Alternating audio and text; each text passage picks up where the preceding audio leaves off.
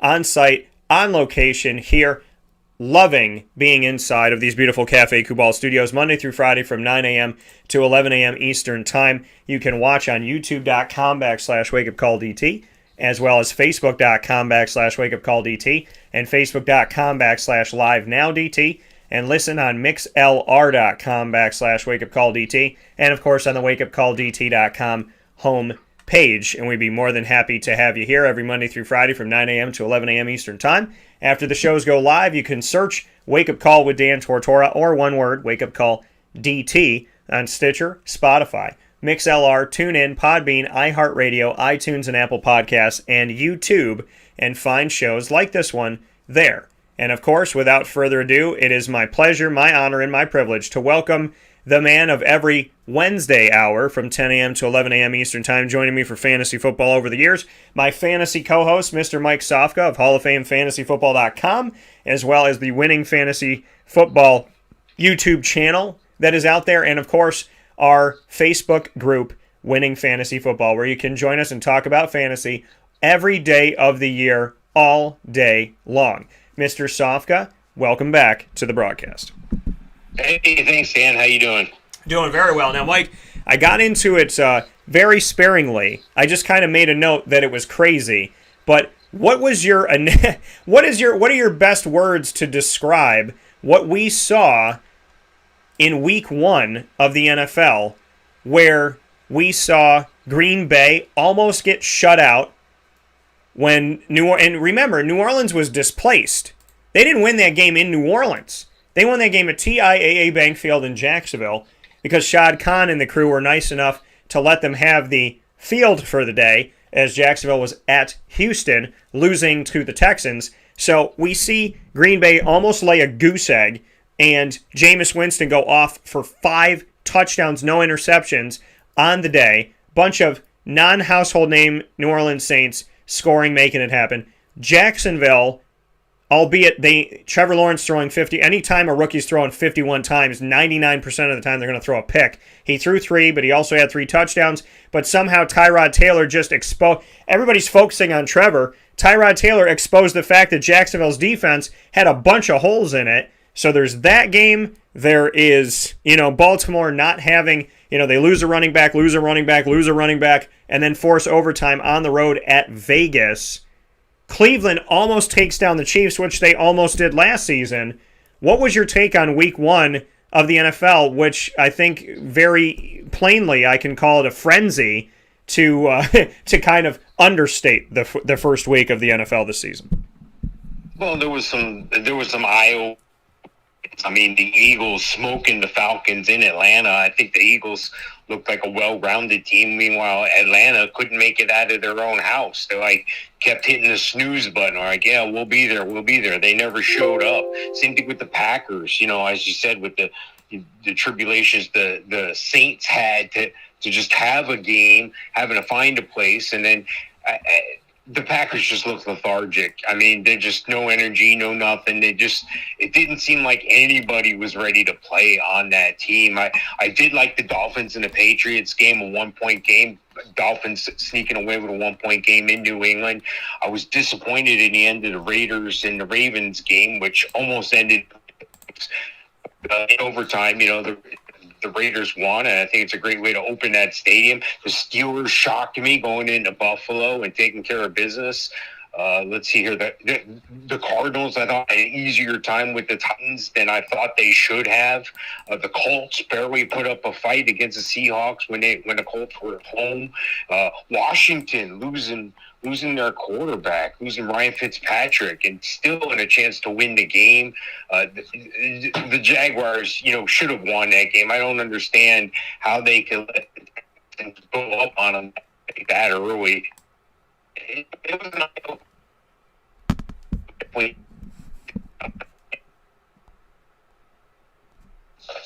I'm like, we lost you there for a second. What was your final note? No, I was just saying, Week 1, woke me up, got my attention. I had certain expectations going into Week 1 as far as teams, and some of them let me down, and the rest of them woke me up. Like, wow, okay, I didn't know they could do that. Yeah, and taking a look at this, I mean, we do our predictions every every week, and Mike and I gave our thoughts on who we thought would take this thing and each game. And I was happy to get out. I was happy to get out of it alive. Okay, I chose Tampa, but I was excited to watch Dallas, and I thought Dallas. I mean, to me, offensive pass interference. It seemed like a Brady call. That he got a nice one, but I had Tampa in that game. I had Philly. Now I had Philly over Atlanta, which I don't think was like the comfortable pick for most people. I think most people probably would have told me that was ballsy. I didn't think they'd win 32-6. I just thought they would win. But Devontae Smith, reigning Heisman Trophy winner, first touchdown of the season for the Philadelphia Eagles, Devontae Smith. Jalen Hurts, playing, doing his thing. Kenneth Gainwell, yet another Memphis Tiger coming from the times of Mike Norvell. And what did he do? He scored as a rookie in his first ever game. So, love seeing that. Another upset, Pittsburgh-Buffalo. Pittsburgh blocked punt. How about this? This is not the type of history you want to make. But in upstate New York, Syracuse had a punt blocked by Rutgers, and Buffalo had a punt blocked by Pittsburgh on the same weekend. But Pittsburgh's was a little bit more of like a dagger because Syracuse didn't give up a touchdown after the fact, but Pittsburgh was able to score off of their blocked punt on the Buffalo Bills. So that's something to note here. I told you Cincinnati, Minnesota was going to be a close game. I believe I said it could go into overtime, and it did. It was the first game to go into overtime, 2 overtime games in week 1. So we've already passed that. If you were playing the bingo of the NFL this season and you had overtime on there, you could have marked it. So I had Cincinnati. San Fran was trouncing Detroit.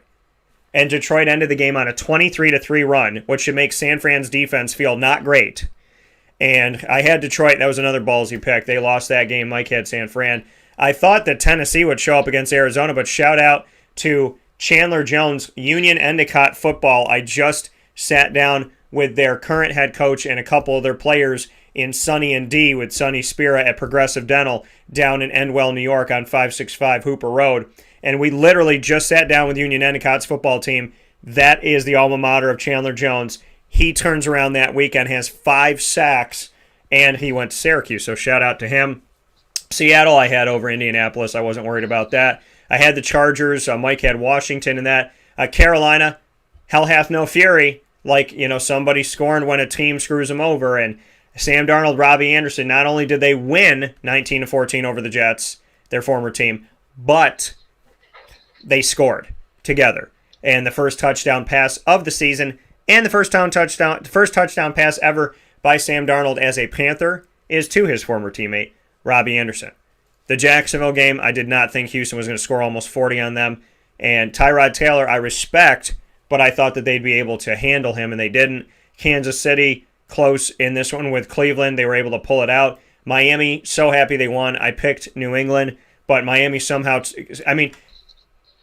Mike, when we look back at this Miami-New England game, you mentioned it. Did it not feel like it was Tom Brady?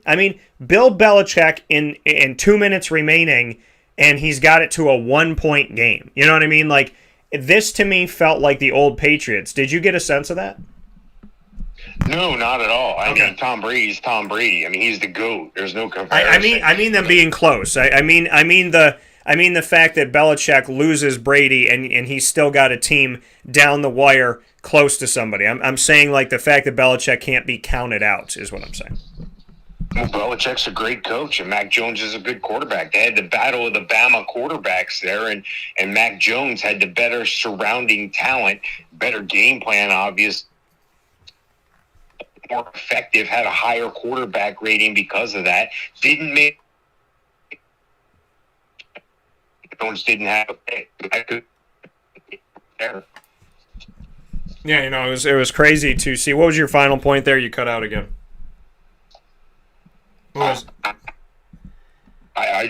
was just saying that it was the battle of the Bama quarterbacks. Mac Jones apparently had the better talent around him, the better game plan, and of course he had a higher quarterback rating. But the battle of the Bama quarterbacks came down to an interception. I think Tua had an interception and Mac Jones didn't. Yeah, and so seeing this and seeing how everything shook out, I was happy to get out of this thing I picked Philly, Buffalo, Cincinnati, Detroit, Tennessee, Seattle, the Chargers, Carolina, Jacksonville, Kansas City, New England, Green Bay, Denver, Chicago, and then on Monday night I had Baltimore. I'm happy to get out of a crazy week at 500. My thing is 500 or better. I can't have a losing record. So that's how I look at it. I cannot have a losing record. And so 8-8 in the first week of the NFL. I'm proud of it. I'm happy with it. I'm rocking with it. I'm feeling good about it. And so that's where I sit at. And Mike and I had a little bit difference, like I said, in some of these games. So I ended 8-8, Mike. And share with everybody, what was your week 1 record? I don't know. I'm not living in the past. I'm looking for the new games coming up. I was sub 500, I'm sure. I don't write this shit down or not. Pardon my expression, but I don't. I think I was 5-11 looking back at it. So it's just it doesn't really matter. It's in the past, and I play fantasy football. I don't prognosticate the whole schedule. So thank goodness for that. Yeah. So like I said, I'm happy. 500 or better is what my goal is. All in good fun. And so able to get out of that. Let's jump into the first game that we have here on the docket. The Giants at the... It pisses me off every time I have to say it. Washington football team. Pick a name. I don't care. I don't care what you pick. Pick the... Okay, you know what? Why don't you take the name of Miss Lisa Hughes in our fantasy league? Why don't you take the Washington name change in progress? I don't care. Just do it. Do something. Do literally anything. It's just, what did they say in Grown Ups when Adam Sandler comes outside and his son picks up the rock? He goes, just toss the rock, throw it at the water, throw it at your sister. Do something with it. Do something, Washington, with your name. Giants at the football team on Thursday Night Football, Mike. What are your thoughts? Yeah, it's going to be an interesting game. Taylor Heineke is going to get the start for the Washington football team. So, right there, I got a battle of the quarterbacks because I have Daniel Jones and Taylor Heineke ranked real close to each other. I have Daniel Jones at 22 and Taylor Heineke at 24. So you would think that would say a lot about Taylor Heineke, but it also says a lot about Daniel Jones if you think about it. Saquon Barkley, not a big week 1, slowly coming back, a lot slower than I thought. When they say he's ready, I'm expecting him to be ready. I wasn't expecting him to be kind of ready to just have his toe in the water. I think it let down Saquon fans tremendously. This week I got Saquon picking up the pace a little bit. It's going to be 2 games in a row and on a short turnaround for him. So that's going to be a thing. But I cautiously have him ranked at while I have Antonio Gibson ranked at number 6 this week. Looking at the wide receivers, none of the wide receivers really impressed me outside of Terry McLaurin on either team. Last week, I got Terry McLaurin ranked 16 this week. And I have to go way down on the list. I have to go to 42 for Kenny Golladay. Then I have to go down a little further to 53 for Sterling Shepard. You're not making your money on these guys in the wide receiver room there. And looking at the tight ends, the only one I could really start is Logan Thomas, number 9 on my rankings this week. Evan Ingram or Kyle Rudolph are either going to make the game and or have an impact on the game. So I like Logan Thomas at number 9. I'm going to go with the Washington football team in this game. At home, the Giants didn't look good at all to me. Washington looked like they had a pulse at least, and I think they got a renewed sense of, hey, we all need to pull together when Fitzpatrick went down. I think they do believe in Taylor Heineke, so he's going to get the win at home. Yeah, the Giants, I've talked to Giants fans, and they're not happy. And they're shaking their heads. They're wondering what's going on. With this Daniel Jones saga, how long are they going to hold on to it? Listen, I enjoy speaking with Daniel. I obviously spent some time with him when he was with Duke, and I am a big fan of David Cutcliffe, quarterback guru, who is somebody that has taught the minds of Super Bowl champions, Peyton Manning, Eli Manning. So I have a lot of respect for him. And Daniel playing for him, that opens my eyes and says, okay, well, if he's got this quarterback, let's see what he can do. But Daniel Jones just hasn't translated. It hasn't been working. The Giants are underwhelming. they're not exciting to watch. And I think that this is, put fans in a place where they're getting pretty much like Syracuse fans. They're lethargic. They're getting to a point where people are tired. They're tired of seeing the same old song and dance, my friend. And that is why I don't see a ton of value with the Giants. I wouldn't play Daniel Jones. If you have Daniel Jones as your starting quarterback, you must not be trying in fantasy. Saquon, I decided to keep him out there. I decided to keep him as my second running back in one of my leagues in week 1. And he was very underwhelming. He was a limited participant on Tuesday with knee issues. And so we could see this thing be a nagging. This could be a nagging part of what we're going to have to live with. 10 carries, 26 yards, 2.6 yards a carry, 1 reception for a yard, no touchdowns. This Saquon injury. Now, CMC comes back, and everybody's body's different. Adrian Peterson did it in 8 months. It's supposed to take a year, at least. He did it in 8 months.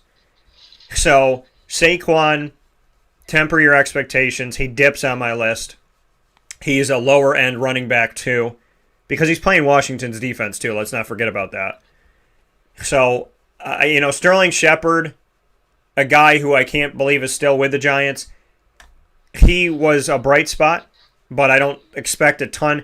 I really, honestly, wouldn't be playing any of these guys. Evan Ingram's banged up here.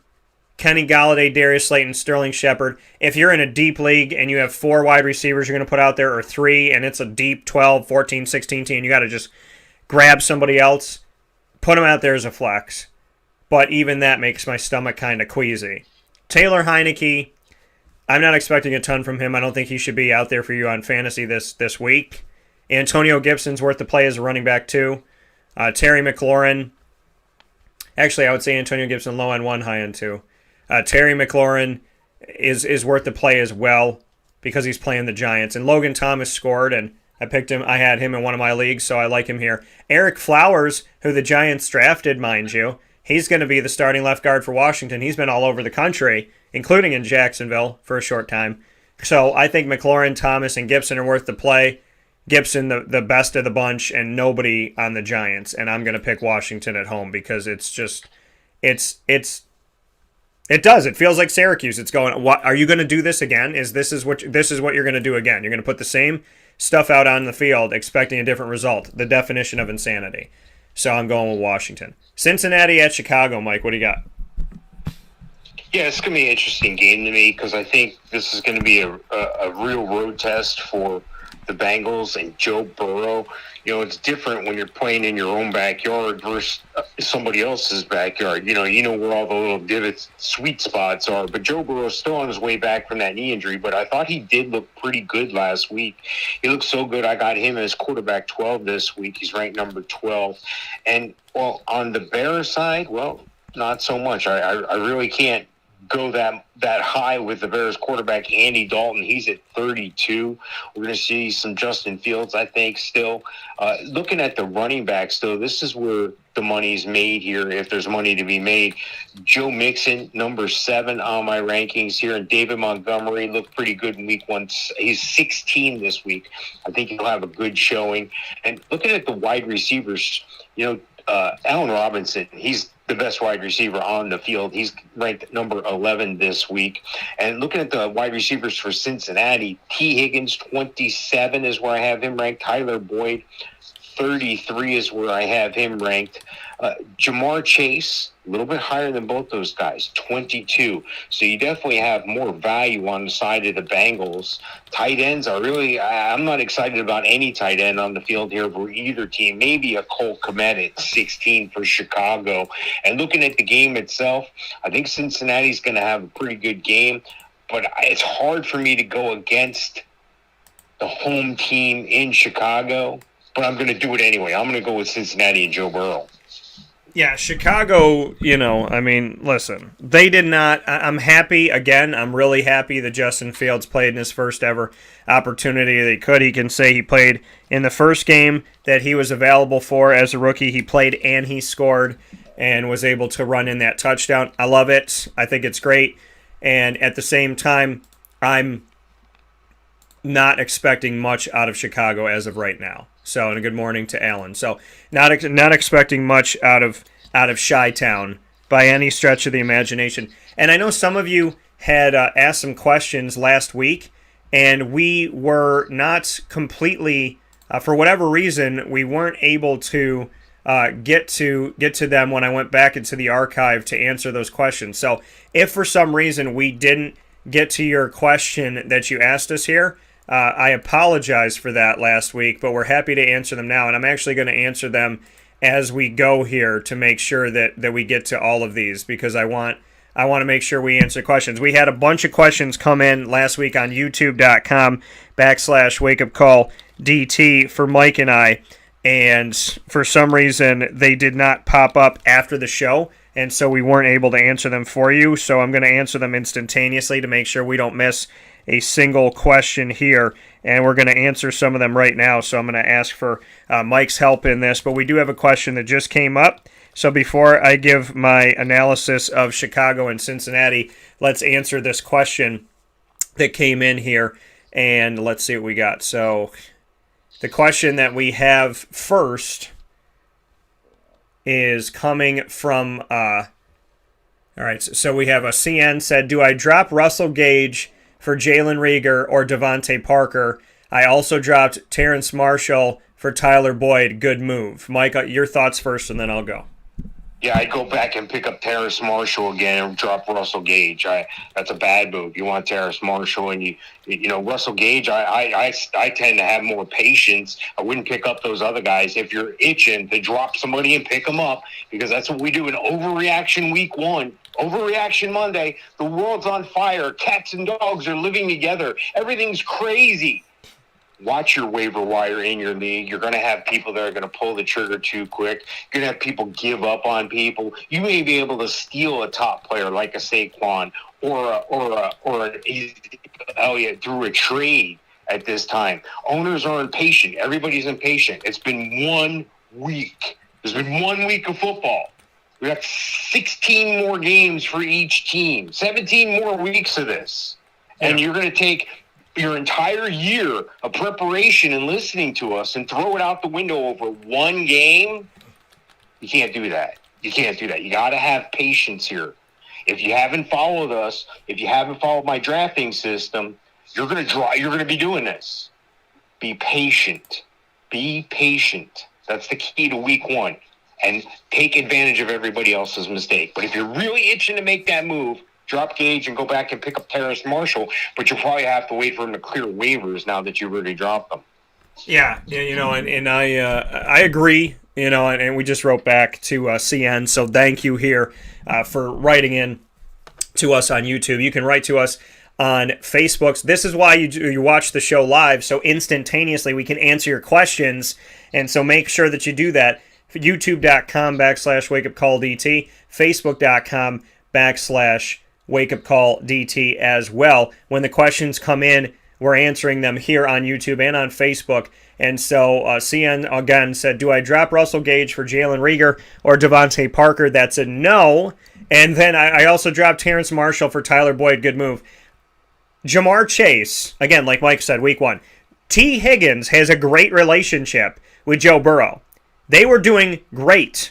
I want to say they're doing good. Let's not say great. They were doing well in his rookie season, Joe Burrow and T. Higgins' rookie season. You got LSU and Clemson on the same team, throwing to that's a great, that's like a perfect dynasty beauty team there when an LSU quarterback's throwing to a Clemson wide receiver and bringing that all together. That only happens in dreams, maybe mine, hopefully yours. So, T is there, number one. Two, Jamar Chase is there. And again, another rookie scoring in their opening game, first ever opportunity in the NFL. he knows Chase. Speaking of Joe Burrow, they were teammates, and T. Higgins and him have a good relationship. Tyler Boyd, at best, is going to fall to 3. So Russell Gage is not a bad guy. He's a guy that I told you to put on that list, right? Put on that list and keep it there. But Terrace Marshall, you don't know what he's going to be yet. It's week 1. Go back and try and get him again. And if it was me, I would drop Boyd and pick up Gage. Or I would say keep Gage. So I would keep Gage, get rid of it. Honestly, if it was, I would say keep Terrace Marshall, don't take Tyler Boyd at all. And I would find a way to, have Gage there too, because I'm not a fan of Devontae Parker. Yeah, I need to jump in there because what you're doing is just because Boyd is third man on the totem pole there, you're disqualifying him. I got Tyler Boyd ranked 33 this week. There's 32 teams. That means he's 1A on somebody's team, but he can't be 1A on his own team. He's actually 1C because I've got T. Higgins ranked at 27, and I got Jamar Chase ranked at 22. So why would I cut the guy who's 33 on my ranking? Couldn't do it. There's no way. No way you cut Tyler Boyd. Well, I disagree. That's my thought. That's why Mike and I are here. So what Mike and I can agree on is you shouldn't have dropped Terrace Marshall. What we don't agree on is I would rather have Gage than Boyd. But that's my thoughts. I'm not a fan of Devontae Parker. If you want somebody who's going to piss you off every week, I guess get him. But if you want to win fantasy football, don't. So Chicago and Cincinnati is where we're sitting at now. As the questions come in, we're happy to answer them on youtube.com/wakeupcalldt and on facebook.com/wakeupcalldt as well. Our live feeds here. Cincinnati at Chicago. Mike chose Cincinnati. I'm also choosing Cincinnati. Funny because we were just talking about Cincinnati. So injury-wise here, of any note, really nothing on Cincinnati. Chicago, nothing either that you have to be too concerned about. I mean, those of you that know, Tariq Cohen's supposed to be coming back in week 7, and he's coming from an ACL, a physically unable to perform list, a PUP list he's on right now.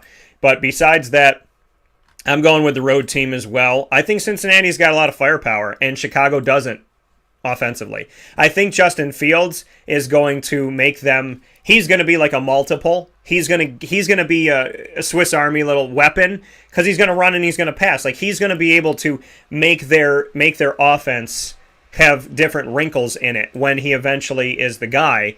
But right now, the offense kind of sputtering a little bit. It's not that I'm not a fan of some of the guys and that they can't score. I mean, for goodness sakes, Allen Robinson scored with 3 different quarterbacks last year.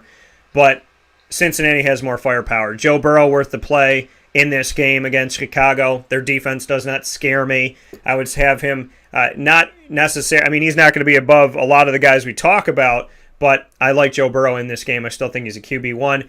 Joe Mixon, running back 1. T. Higgins, wide receiver 1. Jamar Chase, I would say I'd still have him in a flex situation, but I like him.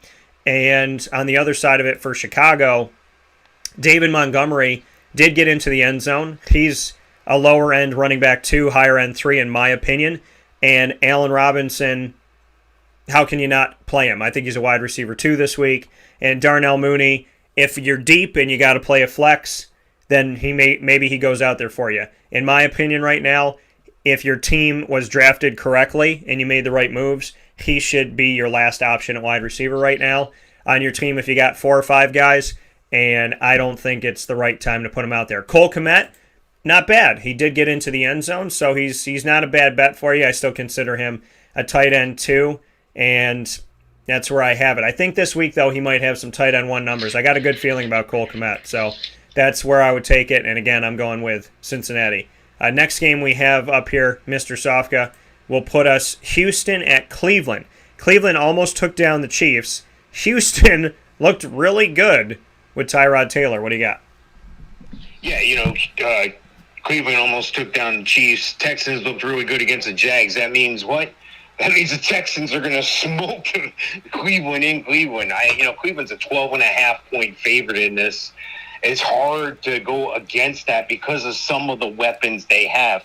Looking at quarterback, I got Baker Mayfield ranked number 17 this week. I got Rod Taylor, who single-handedly, I think, won that game against Jacksonville. I don't know how they won it. They didn't get a lot of wide receiver production. They didn't get a lot of running back production. What they got was Jacksonville making a mistake and Trevor Lawrence's 3 interceptions, and they just capitalized on those mistakes. So looking over at running back, the situation's even more dire. The separation's even greater. I got Nick Chubb at number 9. I got Kareem Hunt at 23.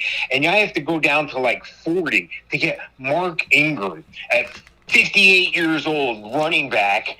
He led Houston in touches. How can that be? They got a stable for it. I got Philip Lindsay. I got David Johnson.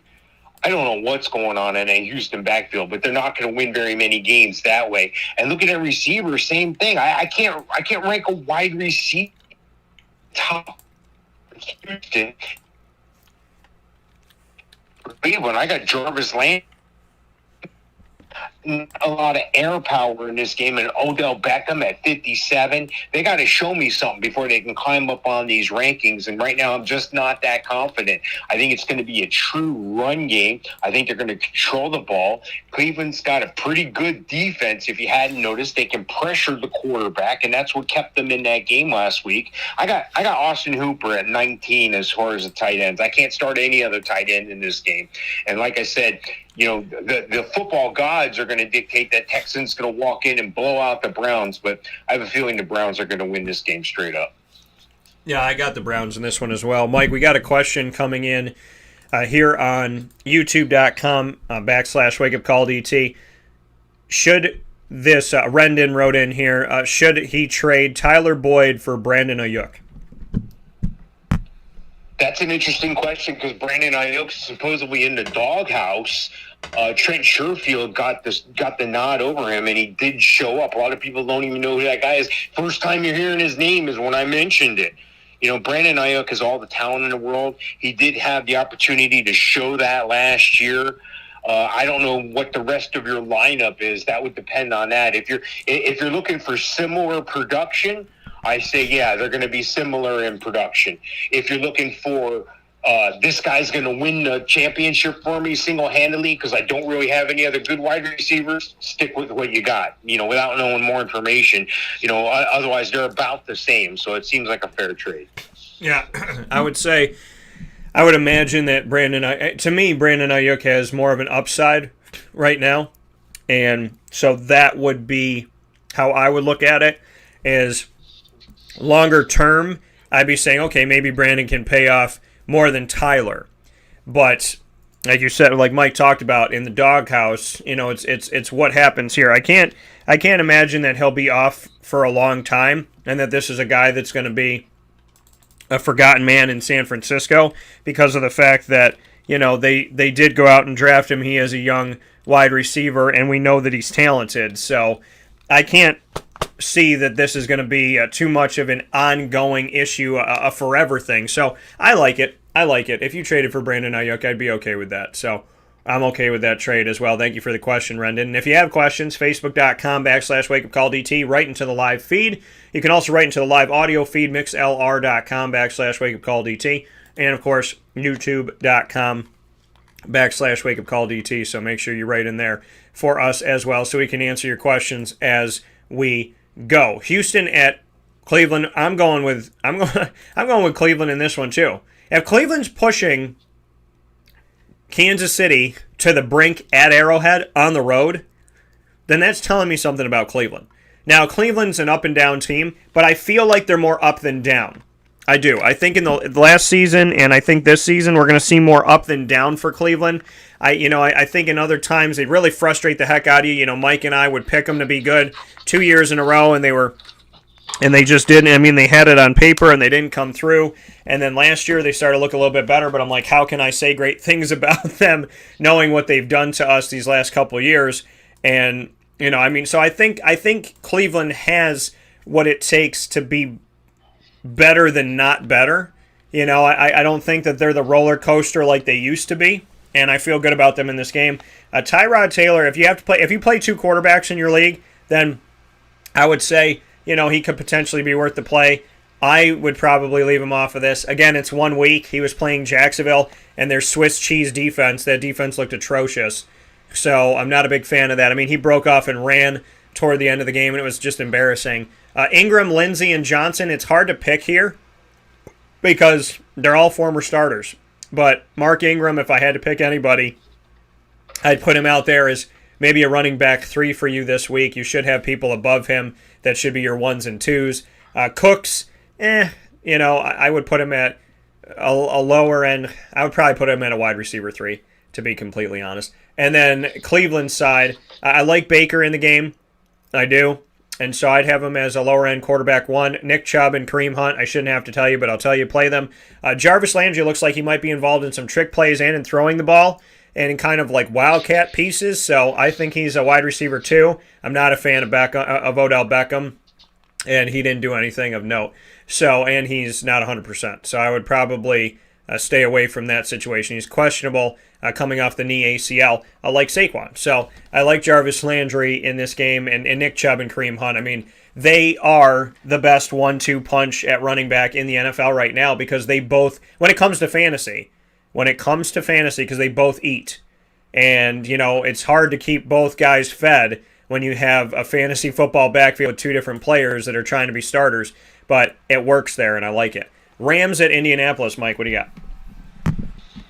Yeah, I like the Rams. I mean, what a difference the quarterback makes. Matt Stafford makes all the difference in the world. Over 300 yards, 3 touchdowns, was able to get numbers for some of his guys like Darrell Henderson and Cooper. Looking at the matchup here, I do have Matt Stafford better, obviously, than Carson Wentz. I have Matt Stafford at 11. I got to go way down to 29 to find Carson Wentz, so I'm going to try not to start him. Looking at the running backs, Darrell Henderson, I have him at 10 this week. Looking at where I have an Indy runner is 10, Darrell Henderson. Jonathan Taylor for Indy, 2 behind him at 12. And Hines, you could probably put him in a flex at 32. He's a great PR. He can get a backfield. Looking at the receivers, it seems like they're all on one side of the ball. It seems like they're all for the Rams. 13, I got Cooper Kupp. I go down a little further on the list for some of the other. I got to go way down on the list, as a matter of fact, here. I got to go Van Jefferson at 61. And I'm trying to search out Robert Woods on my list here. I got him at 18. Looking at the other side of the field, though, Michael Pittman maybe until in the 50s. Same thing, I know Zach Pascal blew up a little bit last week. You can't count on it every week. He's in the 60s for us. And looking at the tight end position, Tyler Higbee is going to be the guy for the Rams. I got him ranked number 6, and I don't have a tight end for Indianapolis on yet. There's one on the way. Trust me, there's one on the way. But that rookie's not gonna be up to game speed to make the rankings. If you went with a Mo Alley Cox or Jack Doyle, they would be in the high 30s. So I would advise against that. I definitely would take the Rams. So Mike going with the Rams here and trying to make sure we can pull Mike here clearly. We're coming in and out, but we heard most of that. So Mike's going with the Rams on this one, and this matchup, just to make any notes here on injuries and whatnot, we'll make those as we go. But for this matchup, for me, Rams in Indianapolis, again, Indy is at home. It doesn't matter. So to me, Indy, I'm happy that Carson Wentz was out there for week 1. I thought it was a ghost because when he got injured and he was like, he had been in Indy for like 5 seconds and he got hurt, and Indy fans are sitting there like Philly fans used to sit there like, are you serious right now? And then I thought, is this guy going to play this year? Is he going to play? Definitely won't be out there week 1 and whatnot. And then here he is rolling out there. So I'm happy to see that, if nothing else.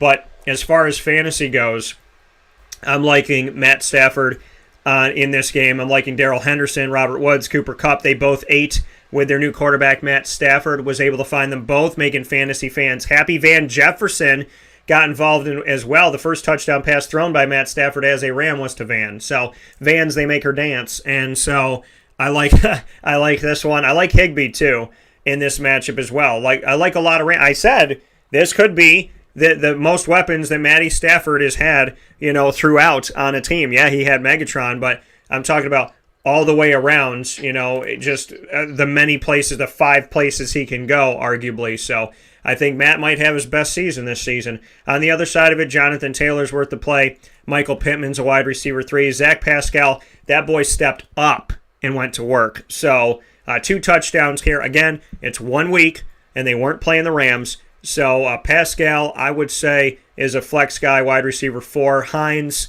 is running back 3. Really, Jonathan Taylor's the only one I feel good about. The majority of it's on the Rams side, and that's who I'm picking to win the game. So fantasy and reality makes sense there. Before we take our first step aside, Mike, inside of the Fantasy Football Power Hour, proudly presented by the Wildcat Sports Pub, I want to get to one more game, but Rendon responded to us and gave us his team. So I want to tell you this.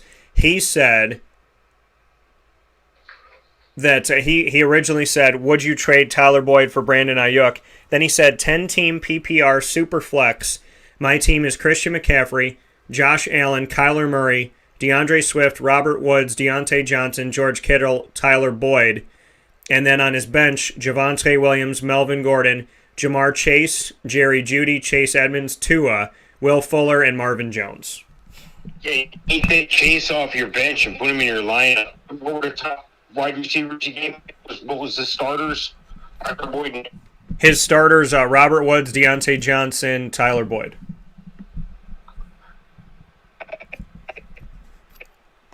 Chase in there above Tyler Boyd. I may even put him there above Deontay Johnson, but I would definitely put him in there above Tyler Boyd. You got, not the Tyler. I would keep Tyler Boyd. I really would. I wouldn't go looking for trouble on a team that started out with trouble. I don't know if I'd pursue that. If it was gifted to me, I might consider it. But you have Jamar Chase burning a hole in your bench. Put him in the lineup. He's the best receiver on that team. Yeah, I mean, looking at this, I like this team first and foremost. I mean, Kyler Murray and Josh Allen, I don't know how, it's 10-team PPR. I don't know how you got them both because somebody should have saw that coming. But Javonte Williams, Melvin Gordon, it seems like you're a Denver fan, I think would be fair to say potentially. You have Jeudy, Javonte, and Melvin Gordon, and so that's what I'm seeing from here. But I like Marvin Jones. I like that pick. If he's your worst receiver, you're in good footing. I still would make the move for to get rid of Boyd and get Ayuk. If the situation now, my only thing holding me back is that in week 1 there was an issue to start things off. So is this a telltale sign of what the season's going to be like? That's my only concern, and I know it's a big concern. But if it was straight up talent, if it was straight up who do you think is going to be better for you in the long run, I'd go get Brandon Ayuk over Tyler Boyd. That's what I would do. But knowing the situation in San Francisco and knowing that things didn't start off on the right foot with Brandon Ayuk and the Niners, that's my only concern. So I would make the move straight up, if not for the drama.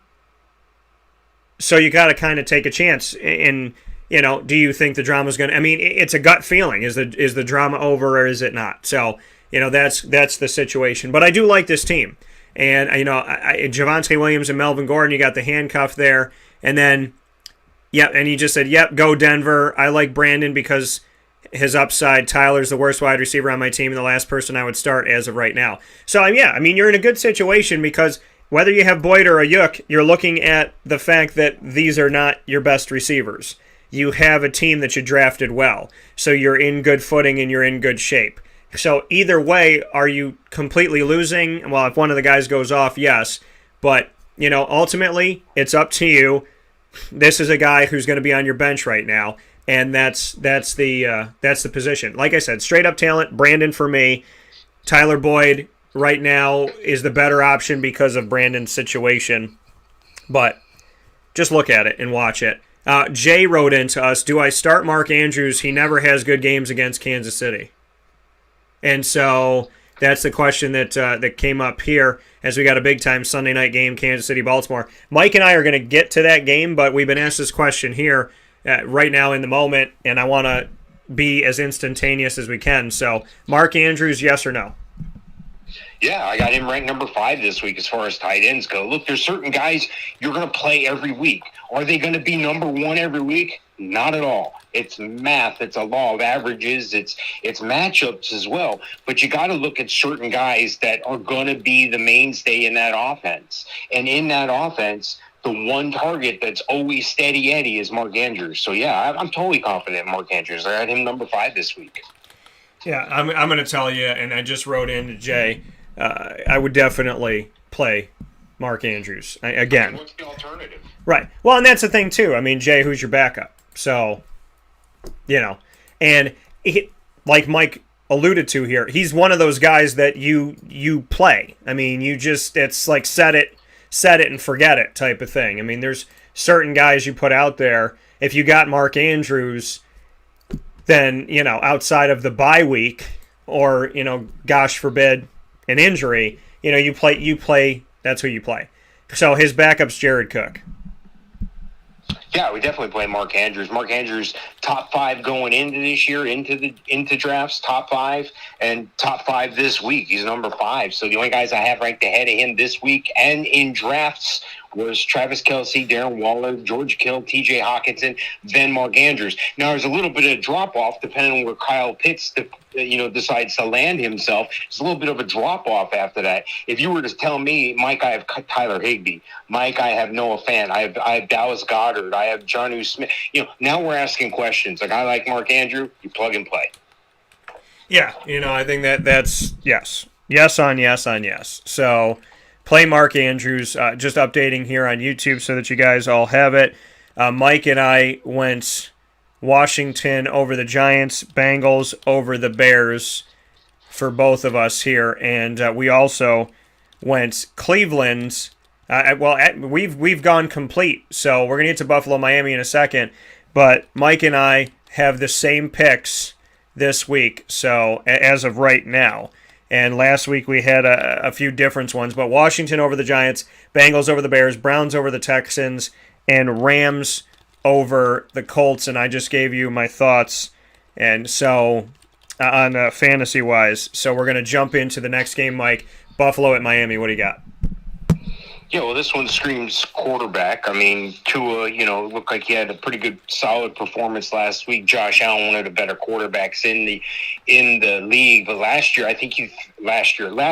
I think he threw the ball too many times.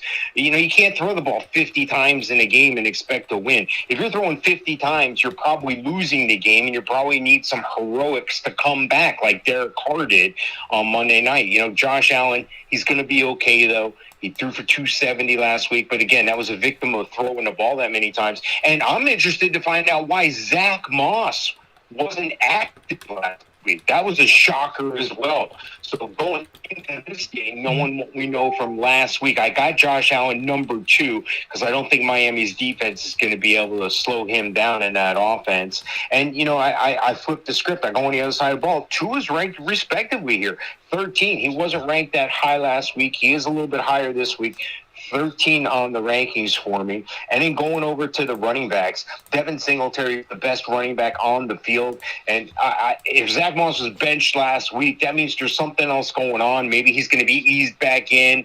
Maybe he's questionable about an injury. They decided it's best to hold off another week. I don't. You sometimes don't know the truth or the whole truth, and sometimes we don't know any of the truth. Sometimes they put up smoke screens. Ask Bill Belichick, who got fined one year for not putting enough guys and not reporting injuries. So the following week, all 53 guys were on the injured report.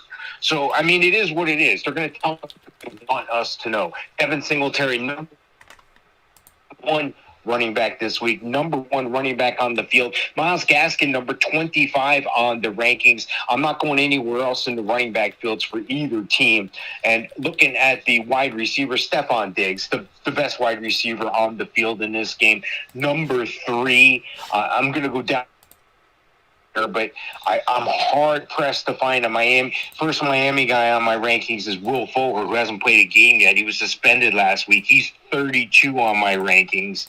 And then going down a little further, I got Devontae Parker in the 40s, Jalen Waddle in the 50s, Cole Beasley in the 50s. So the real value is Stephon Diggs, but if he's on your team, I don't need to tell you that. And looking at the tight end position. I just really don't see a tight end. Maybe a Mike Gesicki at 17, but nothing else really excites me. Dawson Knox at 33. So I'm going to go with the sheer talent at running back and quarterback and wide receiver. They got the big three, kind of like you need the big three in basketball. I got to go with the Bills.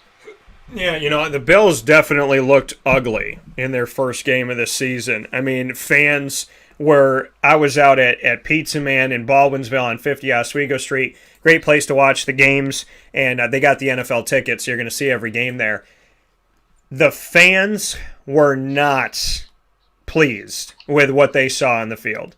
And they're going in to play a Miami team that's got literally nothing to lose. I mean, they're coming off a win over the Patriots. They're doing what they needed to do, and now they got a shot to go 2-0 on the season. And Buffalo going 0-2, fans will start freaking out.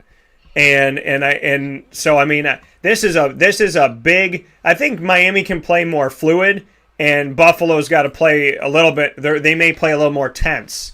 So this is a situation that is not desirable for Buffalo, how they started off the season against Pittsburgh.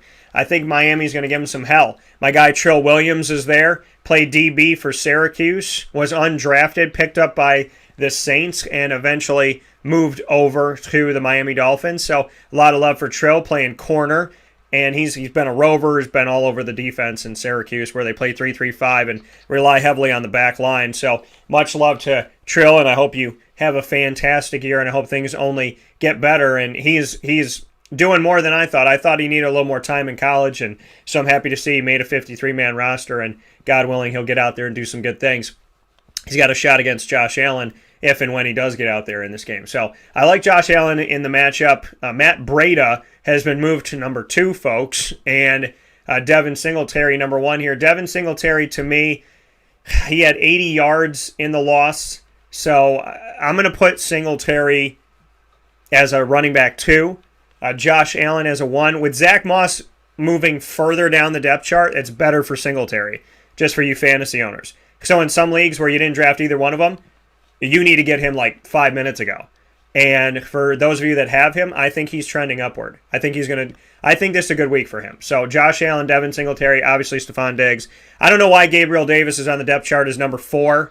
It's some of the things I'm looking at here. The man scored a touchdown in this game. I believe he's the true number 2.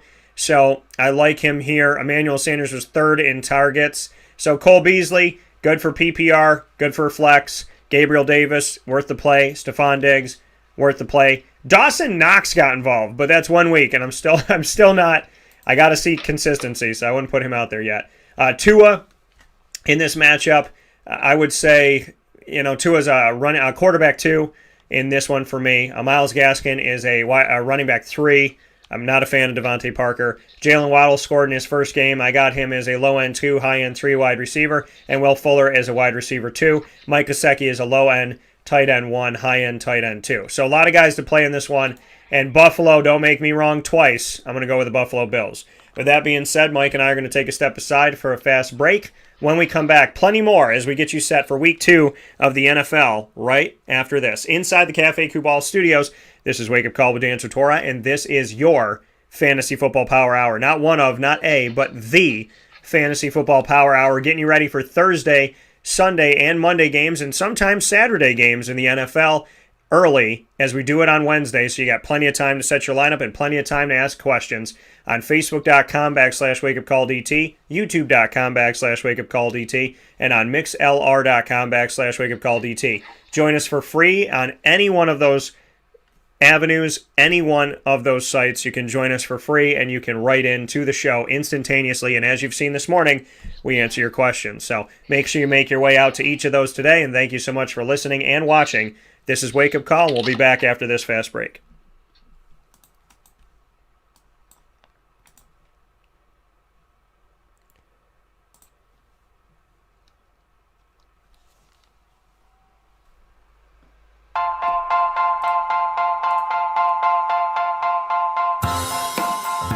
Cafe Cabal Mobile Cafe brings the cafe experience to you. We'll roll out to your neighborhood or office, ready to serve our locally crafted espresso bar to our loyal patrons. Inquire at cafecubal.com. Cafe Cabal, coffee for the soul.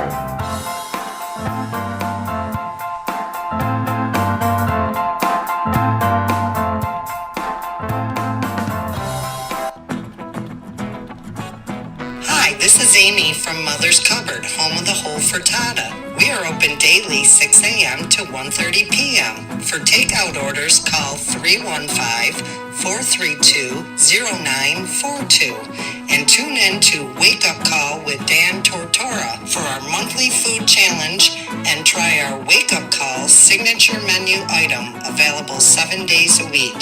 Here at Mother's Cupboard, we are Central New York, and it's our honor to serve you.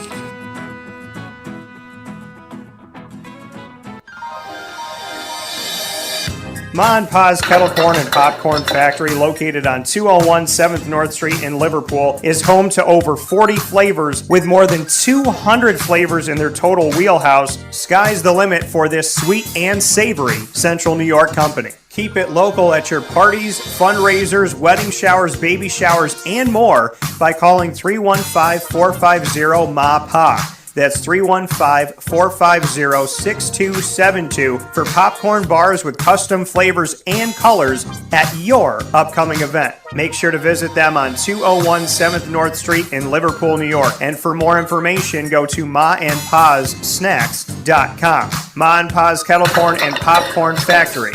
How corny are you?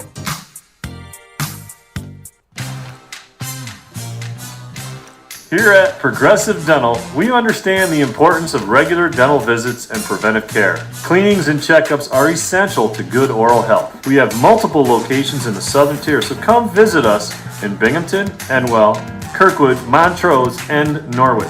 For self-pay non-insured patients, we offer the Smile Plan, which covers all of your cleanings, x-rays, and exams for an affordable yearly price. Call 607-754-2273 or 607-754-CARE to make an appointment today. For more information, visit our website at progressivedentalny.com.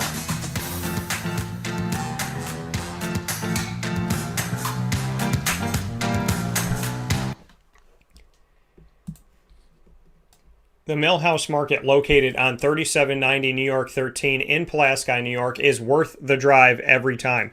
Make sure you make your way over to the Millhouse Market today and all throughout the week. Open in their normal business hours, Tuesday through Saturday from 7 a.m. to 8 p.m. and on Sundays from 7 a.m. to 3 p.m. You can make your way out to the Millhouse Market. So make your way out there today, and much appreciation to the Millhouse Market for everything they do for the community and for businesses within the community outside of themselves, constantly paying it forward. And you can see that in their general store as they have local honeys and soaps and syrups and whatnot from companies all around central and upstate New York. So make sure you make it out to the general store, the indoor dining, and the drive-through pickup window, where you can literally order your food on the app or by calling and drive in, grab your food, and go. Don't even have to leave the car. You can contactless pay right on the app as well. So Millhouse Market, head out there today for their homemade breads, desserts, quinoa bowls, rice bowls, salads, brick oven pizzas, and the sandwiches named after the families to help to settle today's Pulaski.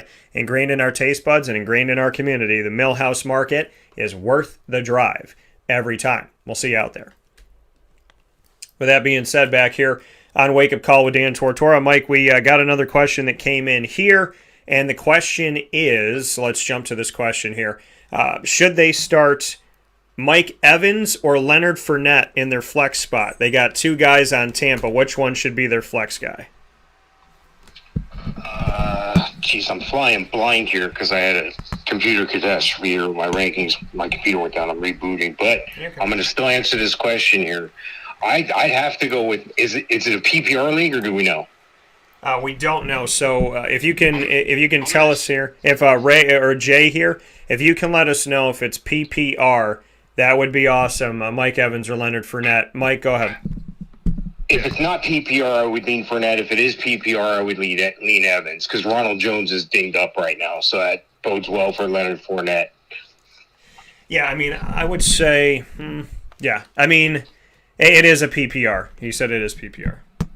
Yeah, I would lean Mike Evans. Yeah, just because I think, with that extra point, if he gets 10 targets, he gets 6 catches. I mean, that's 6 points right there. Then he's going to put up probably at least 60 yards and a touchdown if he gets 6 catches. So, yeah, I think that's the way to go, Mike Evans. I got Mike Evans. I think Mike Evans is ranked 20 on my rankings this week, and I'm trying to think on where I had Leonard Fournette. I think it was a little bit lower, but I always do all my rankings based on, here I'm able to pull back up. Leonard Fournette, 29.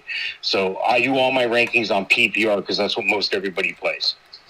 Yeah, so I'm going to go with Mike Evans as well because you have the PPR wrinkle. I know he had some gaffes, and he definitely missed 2 catches when he must have thought the guy was going to intercept it because he's kind of he's looking at the ball and he's looking at the guy, and he didn't really full on, it didn't look like he was attempting to 100% catch those balls like you thought they were going to get picked this past week on Thursday night against Dallas. So, but I do like Mike Evans, and I think he'll bounce back. So Jay, Mike, and I both going with Mike Evans on this one. Trey wrote in and said, should I flex Henderson in a full PPR if I'm starting Robert Woods? Other options are Gaskin, Galladay, Juju, and Elijah. Should I flex Henderson in a full PPR if I'm already starting Woods? Other options are Gaskin, Galladay, Juju, and Elijah. Yeah, absolutely.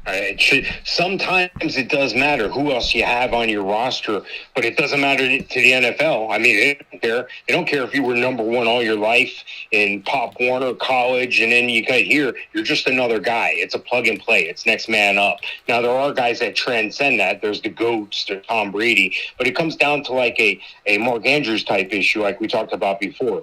There's certain guys you're just going to start, and I got Henderson in the 20s, I believe, on my rankings. So I mean, why would you take that out? Why would you juggle that? I think actually, Kurt, check that. I got Darrell Henderson ranked number 12 this week as far as running back. So I think Matt Stafford's got that ranked. I think they're going to chug along, and I don't think they're going to make too many missteps with Stafford there at the helm. So any of those guys that you have, start them. Don't be afraid to start too many guys from one team.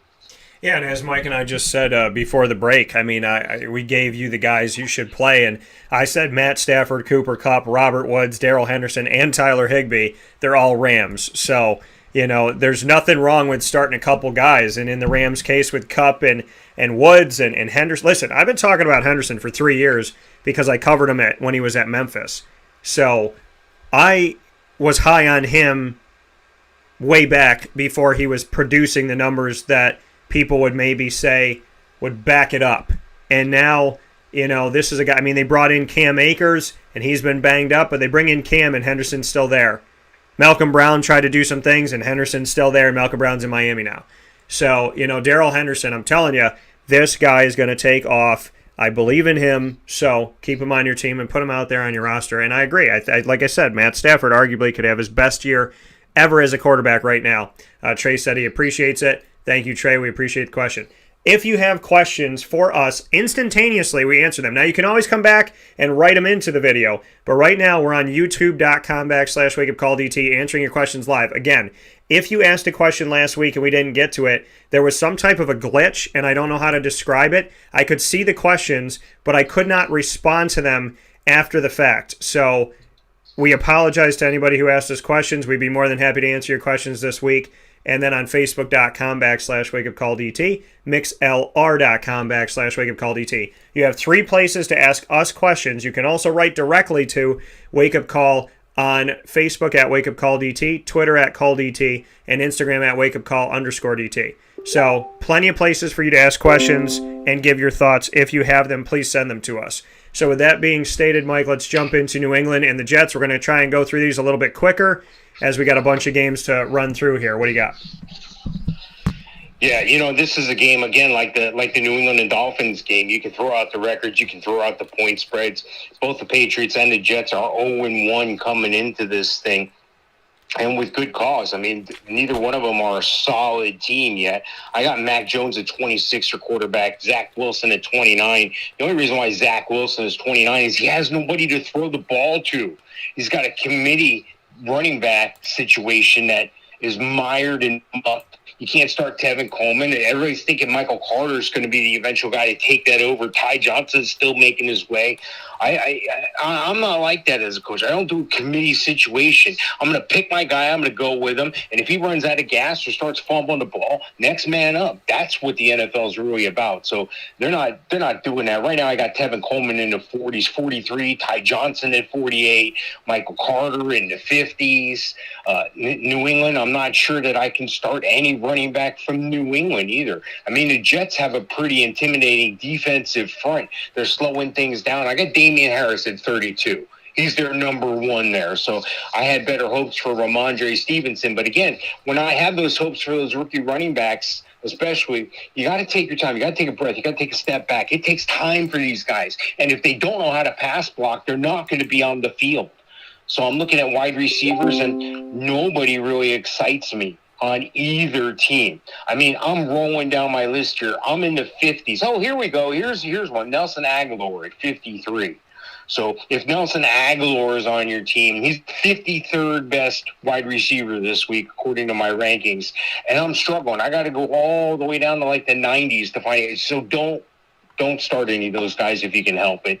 And looking at the tight ends, similar situation, except I got Jonnu Smith at 14 for the tight ends. No real tight end I can count on from the Jets. They traded him away. Looking at this game, do I really have to pick a winner? If I do, I'm going to take New England. Yeah, this is this is a different world now. I mean, like I said, Bill Belichick made things interesting against Miami, but this is a different New England. This is a New England that we could see struggle if Miami can. What did I say at the beginning of the year when we made our predictions 1 through 4 finish in every division? I said Bills 1. I said Patriots 2 because it's Belichick, but I would not be surprised and Miami's going to be close. Like, I would not be surprised if Miami took that, and then the Jets at the bottom. So Miami's got a shot. They definitely have a shot. They could be a playoff team this year in a wild card situation. So I'm just throwing that out there. New England, fantasy-wise, PPR, James White, Damian Harris, flex guys for me. I don't trust their receivers, so I'm not even going there. Mac Jones, no. So, not as a starter in fantasy. So I could just move forward here. With the Jets, Tevin Coleman, Ty Johnson, Michael Carter, who's the guy going to be? That's the question. Is there an answer? No. So, I mean, I like Michael Carter, and I think he's eventually going to be the guy. And he was trained by my guy DeAndre Smith when he was in Carolina. So, I'm not saying that he's, that I like him because of that connection. I'm just making that little note there. But I like Michael Carter. I've watched him play. I've watched Devontae Williams play. And so, I mean, for me, he's kind of like a grab and stash. And then that situation's wide open still. Corey Davis is a wide receiver 4. I really don't like this game in fantasy at all. This could be a field goal game. This could be 15-12. So, like I said, PPR, Damian Harris, James White. Outside of that, if I have to pick any Jet, Corey Davis, wide receiver 4. And I'm gonna pick the Patriots to win the game only because the Jets are the Jets. That's my reasoning. Let's move on. So, San Francisco at Philadelphia. San Fran outlasted the Lions, who they allowed to have a 23-3 run to end the game, where they were blowing them out, and then they only won by 8. Philadelphia blew out Atlanta on the road 32-6. Who do you have in this one? Yeah, well, you're only as good as the last game you played. You're only as good as the people you play against. You're only as good as what you've shown on film. What we saw on film in the second half was the Niners either letting off the gas pedal or getting exposed. And maybe they got exposed because Jared Goff was the quarterback and he's used to facing the Niners. You got to think about those little things. So I like the Niners, and against most teams, I'll pick the Niners. But here's another 1 o'clock East Coast game. Now, if they travel back and are going to make the circle back again, I'm sure that's what they did. I don't know for sure, but it would have made more sense to me to stay on the East Coast time to get more acclimated to that, because that is a real thing, going left coast to East Coast and then a 1 o'clock game.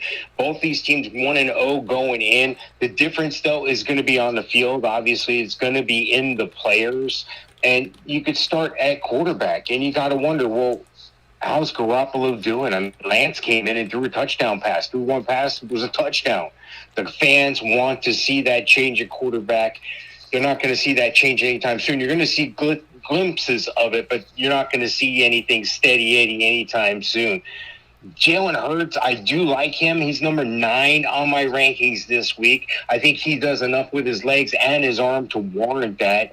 And looking at the running backs, this is where it starts to get a little tougher. Miles Sanders, 19. Look out for Kenneth Gainwell taking over Boston Scott for that second position behind Miles Sanders. But Miles Sanders ranked number 19 this week.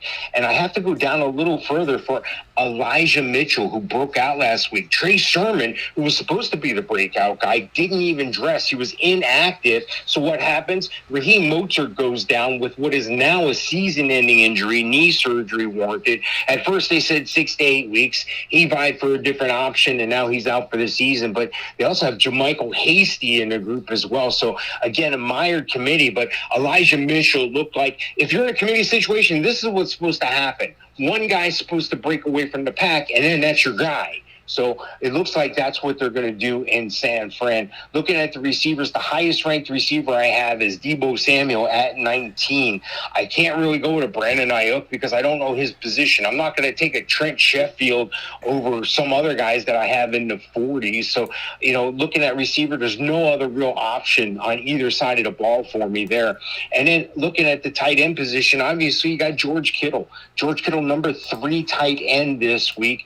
On the other side of the ball, I'd like to rank Goddard a little higher. I'd like to rank Ertz a little higher. Ertz is going to cut into some of Dallas Goddard's production. I got Dallas Goddard at number 11 this week. So there's a little bit of value on the tight ends, not so much in the receivers outside of Deebo Samuel. The line is San Fran minus 3.5. I'm going to go the other way with this. I'm going to go with the Eagles because I think the Niners look bad in the second half, and I think the Eagles never let off the gas in their game at Atlanta. I'm going to go with the Eagles. Yeah, I'm going to go with the Eagles as well in this matchup. I mean, San Fran allowing what they allowed at the end of the game to Detroit. I think Philadelphia is a better team. And if Detroit can go 23-3 to you to end the game, I think Philadelphia and Jalen Hurts are going to be able to put the hurt on you, pun completely intended, going into, for this game itself, San Fran at Philadelphia. On San Fran's side, the quarterback situation, again, I mean, if you're in our leagues, if you're in the wake-up call leagues, any one of those leagues in Central New York, down in Florida at Hooters, Central New York at the Wildcat, in the Marywood Alumni Leagues, we all have team quarterbacks. So you get Garoppolo and Lance if you have San Fran. So that's a good situation. If it's individual, it's not. I think Deebo Samuel is not a bad bet for you as a wide receiver flex. I like George Kittle. I'm not sold on anybody in the running game. And I hope Raheem Mostert gets better. I've never been sold on him. I think Trey Sermon eventually takes over this year as a rookie out of Ohio State, and I wish the best on a speedy and full recovery for Raheem Mostert. On Philadelphia's side, I like Jalen Hurts in the game.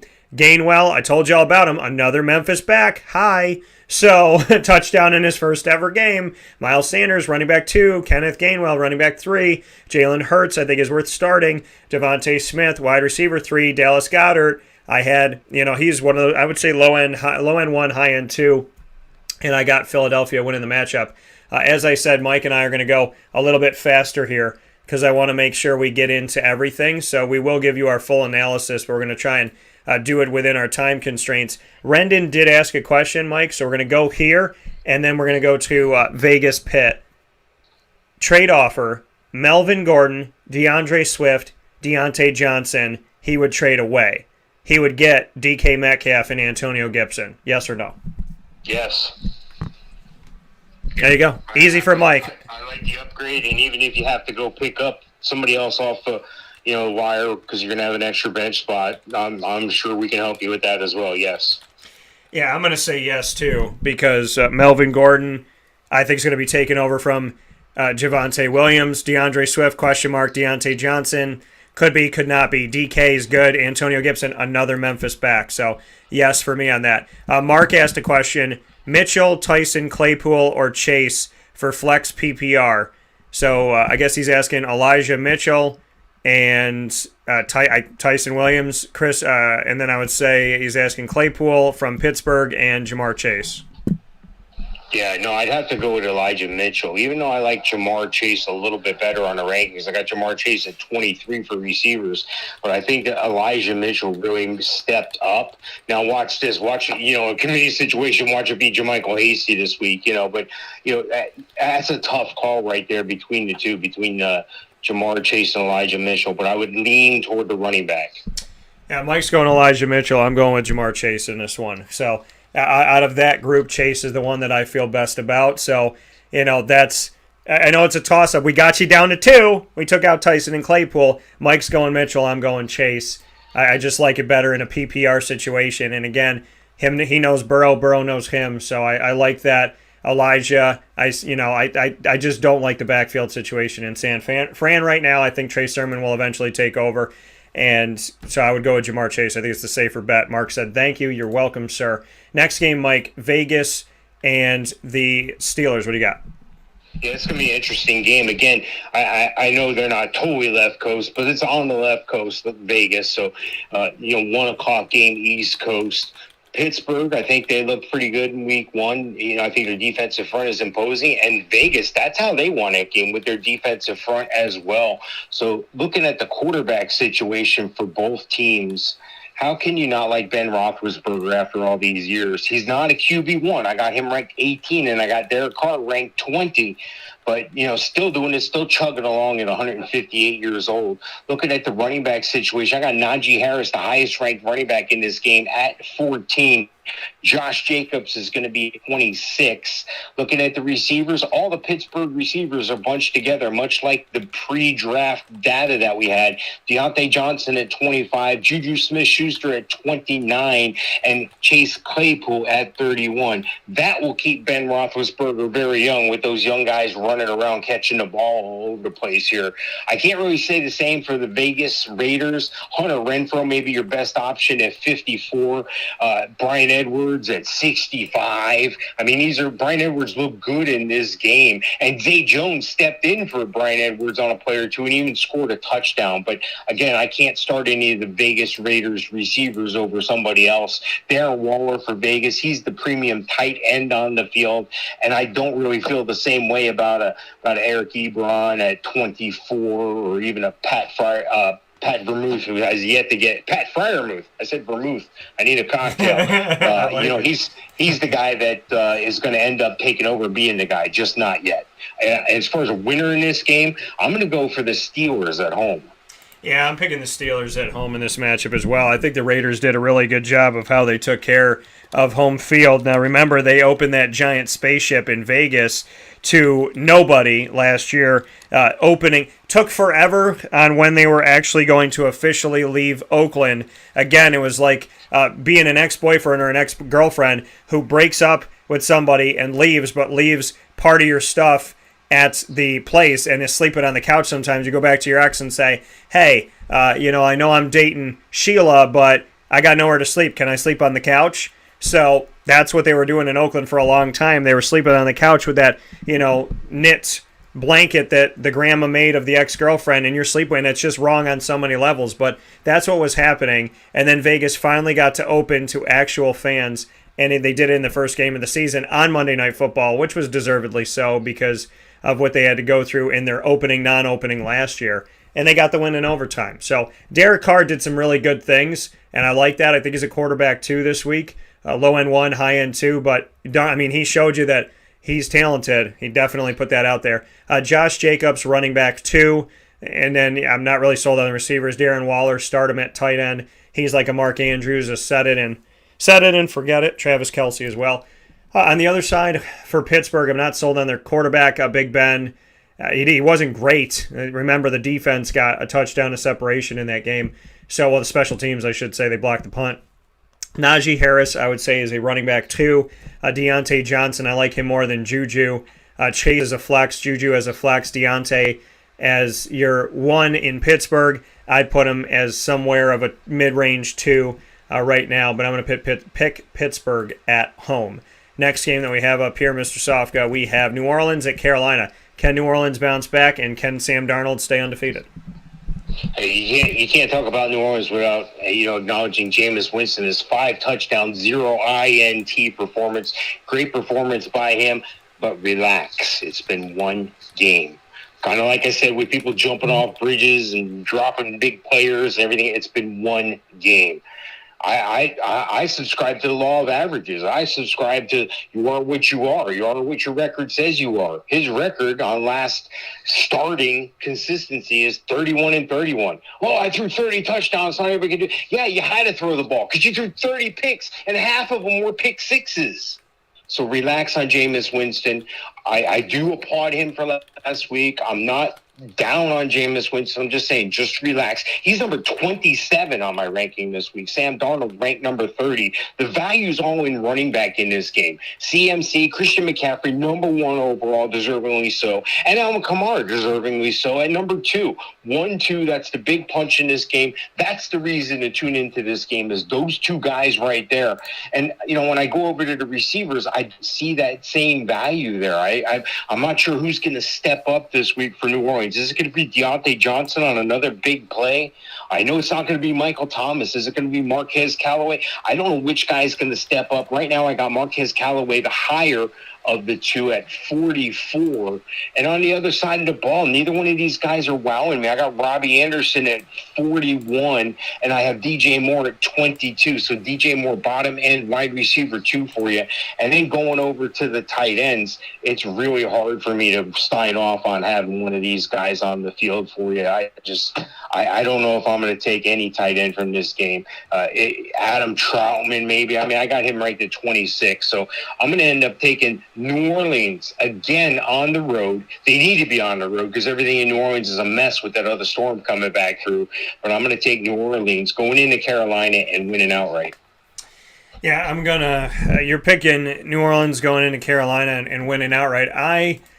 This is a tough one for me. So Mike's gonna go New Orleans. Jameis Winston, 5 touchdowns, no picks. Again, temper your expectations here. Let's just give it a minute. Take a. And let's see. Take a little breath. Did you take a breath? I hope you did. Alvin Kamara is worth the play. Tony Jones, if you have to go really deep in your league and you got, your 14-team league or 16 or something like that, you got to play him as a flex. Callaway and Deontay Harris, we don't know. One of my favorite names in football, Lil Jordan Humphrey. I love that. I feel like it should be part of a nursery rhyme. And then Lil Jordan Humphrey. I don't know. Something about what is... Be careful. You got to pronounce that right. It's not little. It's Lil. Lil Jordan Humphrey. But I say it quick, so it sounds like Lil Jordan Humphrey. But I love it. But it's like Lil Jordan Humphrey eating his curds and whey. I don't know. I just feel it. So Marquez Callaway, Deontay Harris. You got to watch these guys. You do. You can't be, no one start him. Oh my gosh, Deontay Harris had a touchdown. I gotta go pick him up. So Juwan Johnson too at tight end. So just watch. Maybe pick a guy up if you got a spot, or maybe you had Raheem Mostert and he left the space open because he's out. Something like that. But don't go crazy. Kamara's worth the play. Tony Jones is a low-key flex. Jameis Winston is worth the play in this because he's playing Carolina. On the other side of it, Sam Darnold, not as sold on him. Yeah, I like Sam Darnold in Carolina, and I like Sam Darnold, what he did. But let's just wait. Again, week 1. Christian McCaffrey, yes. Chuba Hubbard, not bad as a running back 4 for you. Robbie Anderson, I like more than DJ Moore right now. And, yeah, I love the relationship him and Sam Darnold have. So I like Robbie as a wide receiver 3 in this, and I'm not going to pick any of the tight ends for Carolina. I'm going to go with New Orleans, too. This was tough for me, though. I almost went Carolina because they're home, but I'm going to go in New Orleans. Mike, we got questions that came up. Rendon, I need to be more specific. You asked start 2, sit 1, and you put the same guy up there twice, so we need to get who the third guy is. And then you said somebody just dropped James White. Looking at my team, is he a must pick up? I don't think you should go crazy with your team, as Mike and I said before on that. Mark said to us, Jamar Chase or Antonio Brown, wide receiver 2 PPR. Jamar Chase, not a doubt. Now, I do like Antonio Brown, maybe in a flex or wide receiver 3 or 4 situation. I think Antonio Brown could end up competing for as many targets, if not more targets, than the top 2 wide receivers there, Chris Godwin and Mike Evans. So, yeah, I like Antonio Brown, but I take Jamar Chase over him, especially this week. Yeah, I'm going Jamar Chase as well. Rolando said, should I pick up Eli Mitchell for Damian Harris? Dropping Damian Harris? No, you don't drop it. See, this is what other owners do. This is not what we do. Okay, other owners are those mistakes. He's a number 1 running back in New England, and Ramondre Stevenson, the only threat to this cat, goes out on the field and fumbles on his first play. You think Belichick's going to put that cat on the field that much longer? No, he's got to earn his way back on the field. He's got to start from the bottom rung again. So Damian Harris is the guy. Yes, I want you to pick up Elijah Mitchell, but no, I don't want you to drop Damian Harris to get him. It's not worth it. Yeah, and I would say the same thing. Again, don't go crazy over 1 week wonders, okay? Everybody likes Chumbawamba. You what? You want to go to your leagues. You want to go to your league page today and tomorrow, and you want to look at all the transactions because some of those other owners are going to make those impulsive moves. What you're going to do is you're going to sit back quietly and you're going to snatch up the goodies that they're throwing out with the trash. Yeah, because people are going to make that. You know, some people love Chumbawamba's tum thumping, but they were a one-hit wonder. And just remember that. So remember the fact that you just got to wait here. And then Mark also asked us that he lost Gus and Mostert. He said, do I go? He said, and we got either Latavius Murray or Leonard Fournette for my running back 2 standard. I think it's Leonard Fournette without a doubt. Yeah, but if you're telling me about Gus Edwards, that's preseason. You should have handled that preseason. So I don't need to hear a sob story about something that happened preseason. Sorry, I don't mean to come down on you. It's just it is what it is. We count the season from season 1. So hopefully you were able to pick up somebody else. Hopefully you were able to pick up Tysum or somebody. What was the choices again? Leonard Fournette and who? Latavius Murray. Yeah, I definitely go Leonard Fournette because of the Ronald Jones injury. And Latavius Murray's made some appearances on the field right now. And he's going to be taking over a lion's share of those carries. Don't get me wrong, in Baltimore. But right now it's Leonard Fournette, especially with the injury to Ronald Jones. Yeah, and we got a question coming in from Rolando again. And I need to, Rolando, who would you be dropping is my question to you. Is who would you actually be dropping for this? So that's what I would like to know, because he said someone dropped Odell Beckham today. I think he got mad he didn't play. Should I pick him up or Brandon Cooks? I want to know who you'd be considering dropping. Mark said they drafted in the preseason, so that's why he had Gus. So obviously he made your move. So you made your move, Mark. Leonard Fournette over Latavius Murray without question. And so Rolando, just get back to us and let us know who you would be dropping to pick up Odell or Brandon Cooks, because again, somebody dropped Odell in week 1 because he got mad, right? Or whatever reason he did, but he dropped him. Mike just said, don't be that person. Don't be that man or that woman that's going to go, grab up the goodies, but don't be the one that's going to throw everything in the trash. So tell us who you'd be considering dropping, and then we'll give you a note here if you should drop anybody. Next one up, and I'm going to go with New Orleans, as I said. Denver at Jacksonville. Mike, what do you got? Yeah, it's going to be a great game, especially for the quarterback play. A lot of people go, huh? Because Teddy Bridgewater had a pretty good game last week. And against this shredded Jacksonville defense, I like the Jacksonville defense, but they didn't do well last week against Tyrod and a bunch of nobodies.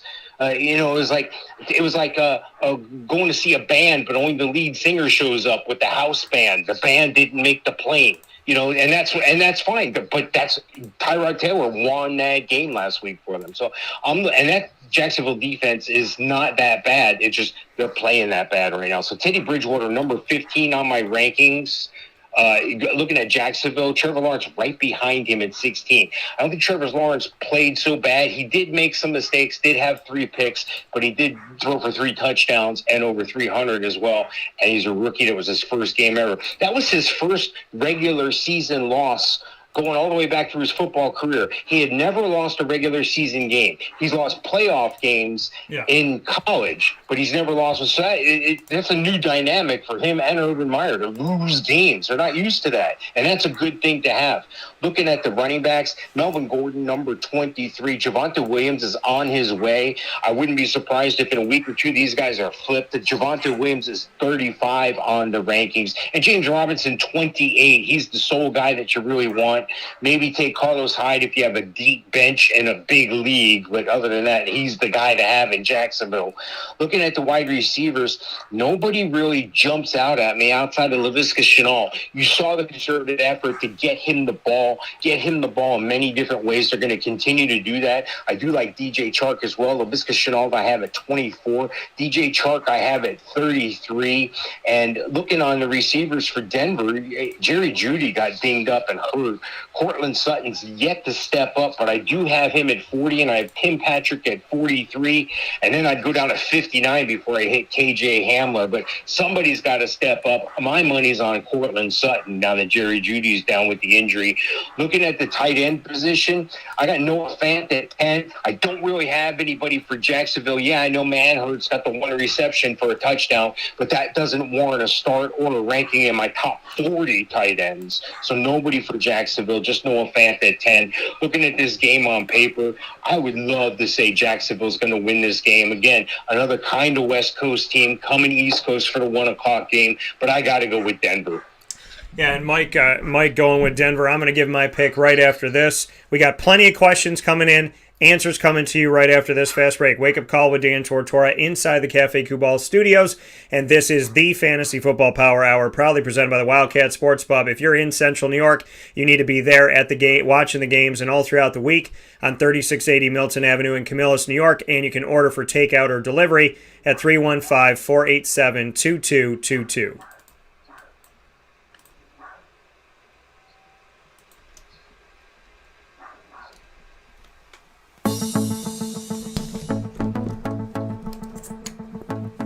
Avicoli's, located on the corner of Route 57 and Wetzel Road in Liverpool, New York, has been your trusted neighbor for decades. Located just steps from Liverpool High School, we're happy to have the Liverpool Warriors on-site, on-location broadcast at Avicoli's through Wake Up Call with Dan Tortora every single month, featuring student athletes, coaches, and administration throughout the year from Liverpool High School. Head out to Avicoli's today on the corner of Route 57 and Wetzel Road in Liverpool, New York, open Tuesday through Sunday for lunch, dinner, and drinks. We'd love to see you out there. And of course, you can call them at 315-622-5100 for takeout, delivery, and catering. That's 315-622-5100. And also find them on myavicolis.com. That's myavicollis.com.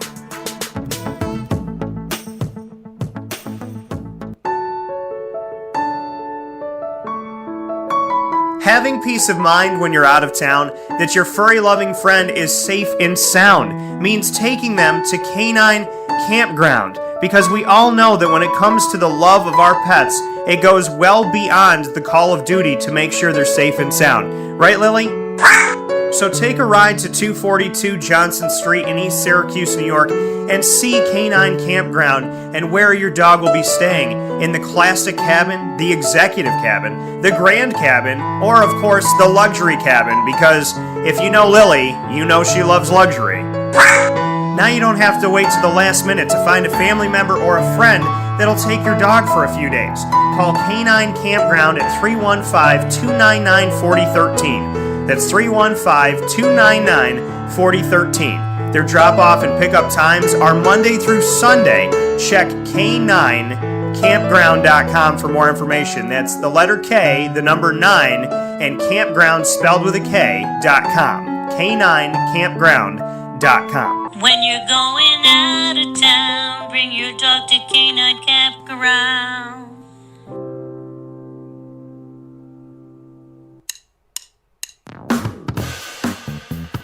PB&J's Lunchbox, the food truck that you love finding all throughout Central and Upstate New York, now has a street-side cafe. So when you're craving their traditional favorites as well as their out-of-box amazing menu items, you can now head to 663 Old Liverpool Road in Liverpool, New York. Located just minutes from the highway, the Thruway, Destiny USA, and Onondaga Lake Parkway, PB&J's Lunchbox Street-Side Cafe is there for you Monday through Saturday from 9 a.m. to 7 p.m., serving breakfast, lunch, and dinner all throughout the day. Get breakfast for dinner, dinner for lunch, whatever you fancy, including their award-winning grilled peanut butter and jelly sandwich. Find them at 663 Old Liverpool Road in Liverpool, New York. PB&J's Lunchbox, where we love to know what's in your lunchbox.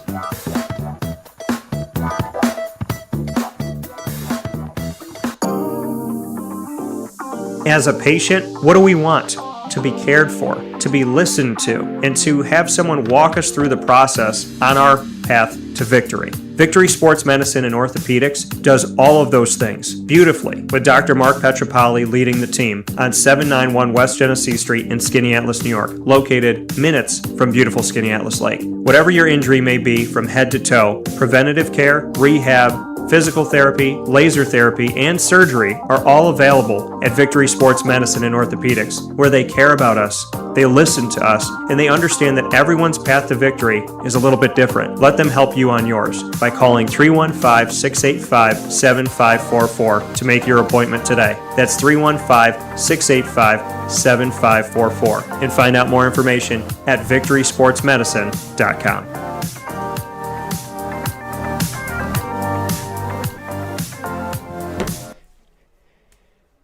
Welcome back here to Wake Up Call with Dan Tortora on wakeupcalldt.com, your one-stop sports shop, and on mixlr.com/wakeupcalldt, as well as on facebook.com/wakeupcalldt, facebook.com/livenowdt, and on youtube.com/wakeupcalldt. Bunch of questions coming in here.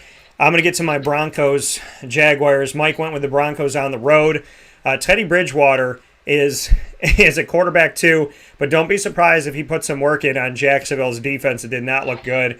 I like Melvin Gordon and Javonte Williams both in this game. I think Javonte had 14 carries, Gordon had 11. Gordon had 10 carries for, just monitor this, folks. He had 10 carries for 31 yards. He had a 70-yard carry that put him over 100 at 101 yards. So people, oh my gosh, he had 11 carries, 101 yards. No, he had one carry for 70. So just watch that. Melvin Gordon had less carries than Javonte Williams, and Javonte Williams was playing his first ever NFL game. So I like Javonte, I like Melvin Gordon. They're both worth the play for you. I would have them both as running back twos as of right now. Melvin Gordon gets a slight edge to a lot of people out there, but I think Javonte is going to end up being the starter. Cortland Sutton in this matchup, Jerry Jeudy's down. Tim Patrick comes up. Tim Patrick, wide receiver 3. Cortland Sutton, a wide receiver 2.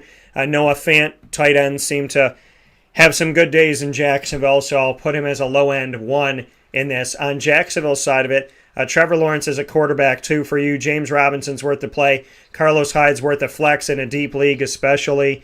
I like Laviska Shenault above all the wide receivers. I put Shenault as a 2. I put Marvin Jones as a 3. I put Chark as a low-end 2, high-end 3. And I'm not going to pick anybody at tight end. And I would like to pick Jacksonville too, Mike, but I got to go with Denver in this one. Waiver wire question. Who do we rank higher season-long one-point PPR? Jacoby Myers or Sterling Shepard? Oh, wow. Could you find a more brutal matchup for us here? Yeah, I think Jacoby Myers might be the default guy just because who else is there? Nobody else is stepping up. Maybe a Nelson Aguilar. But that's a very good question. Again, I'd be more interested in finding out who you're dropping, or unless you're putting a guy on an IR or something, because who you're dropping may be better than those two guys. Yeah, he said, Greg, longtime listener and supporter, and thank you, Greg. He said, not looking for a spot start next week, more of a long-term pickup. He's dropping Justin Jackson, the Chargers running back.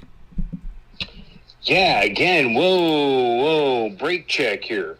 Who takes over if Austin Eckler gets hurt? Justin Jackson. Has Austin Eckler been hurt in recent time? Yes, he has. So I'll always, if it's everything even Steven, if they're the same height, same weight, same production, same everything, and I'm playing the same, I'm taking the running back 9 times out of 10, even if it's PPR. So hold your jets. Don't overreact. Justin Jackson didn't make any plays. He didn't do anything else. Yeah, I know. It's one game. So I'd be interested to see who you're going to drop for that wide receiver, because I'd hate for you to go out of the frying pan and into the fire.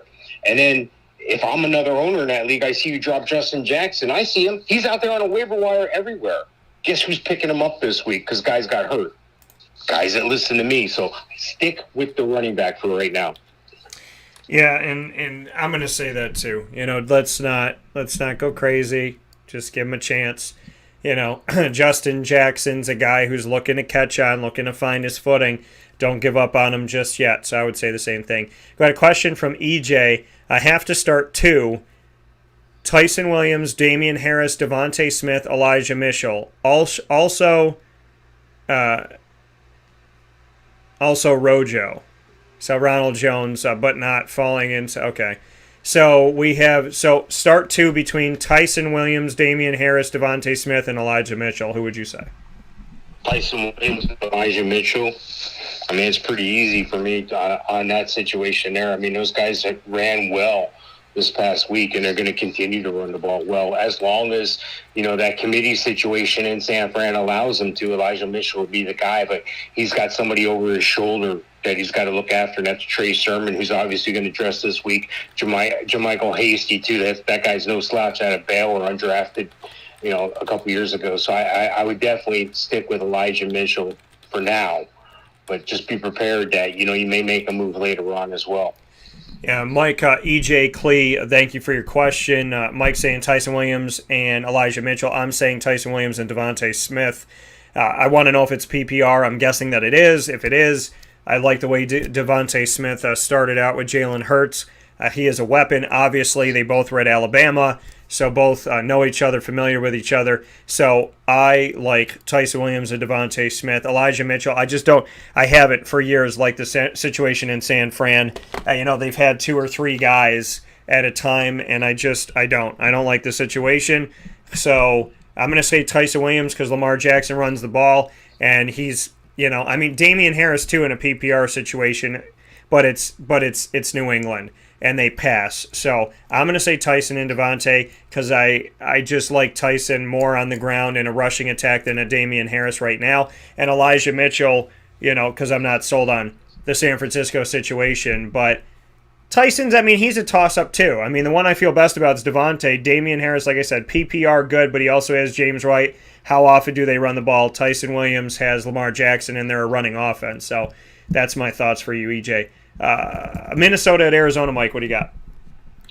Yeah, I definitely like Kyler Murray, number 2 quarterback for me on my rankings this week. The quarterback on the other side, of course, Mr. Nose aligned himself, Kirk, number 22 this week.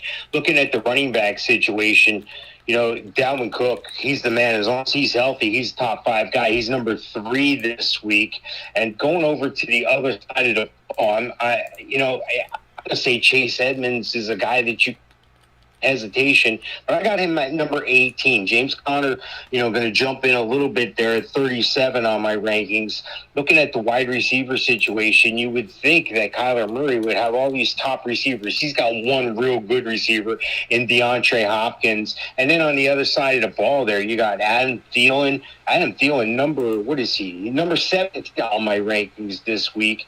And those are the top guys you really want to focus on, but the next level of guys is in the 60s and 70s, so I'm really not outside Justin Jefferson. I'm sorry, how did I miss him at number 8? Looking at the tight end position, Chris Herndon. He's not really anything for me on Minnesota side of the ball. Arizona side, same thing. So there's no real money there. Just for the better athletes on the field, not the better athlete, the better athletes with an S. I'm going to go with the Cardinals at home. Yeah, and Micah, we did have, I want to go back to this for a second here.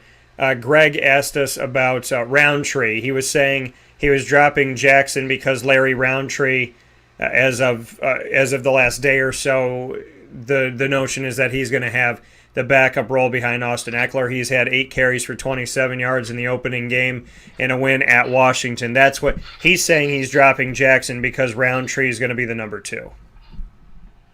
All right, well, maybe that's some information I would like to hear when I answer the question. I mean, I'm not trying to be funny. It's just, yeah.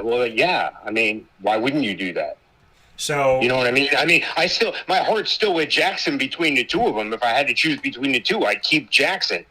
But, I mean, that's a totally different thing than telling me you're going to pick up Larry Roundtree. That's telling me you have patience and you're looking for somebody that can sit on your bench for a little while longer. And if Austin Eckler gets injured, you either have Trey Bate or you'll have a guy that can step up. So, I mean, I guess the clarification... It's flipping a coin right now. Yeah, I guess the clarification is, Greg, are you looking to drop Jackson for Roundtree, or are you looking to drop Jackson for Myers or Shepard because of Roundtree? Correct. That's what we're asking. So just send that in to us and let us know what your thoughts are. My take here: Mike's going Arizona at home. Arizona had a heck of a game against Tennessee, and wow. So I mean, I'm going to go with Arizona at home too in this matchup. Tennessee, I would like to think that's Minnesota.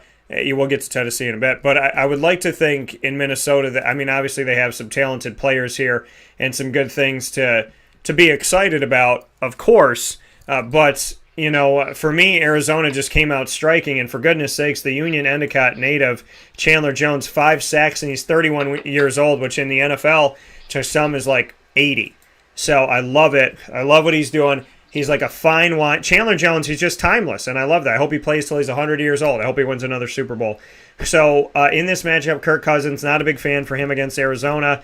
Delvin Cook, yes, worth the play. Adam Thielen, worth the play as well. Justin Jefferson didn't have a great show. He didn't get in the end zone. Thielen did, but I like them both still. Again, it's been 1 week, so I would play them both. Thielen and Jefferson as wide receiver 2s, I would say is safe. Jefferson may be a 3. Maybe if you want to flex him out this week. Kyler Murray got me 60 points. I'm going with Kyler Murray, so I'm not even messing around with that.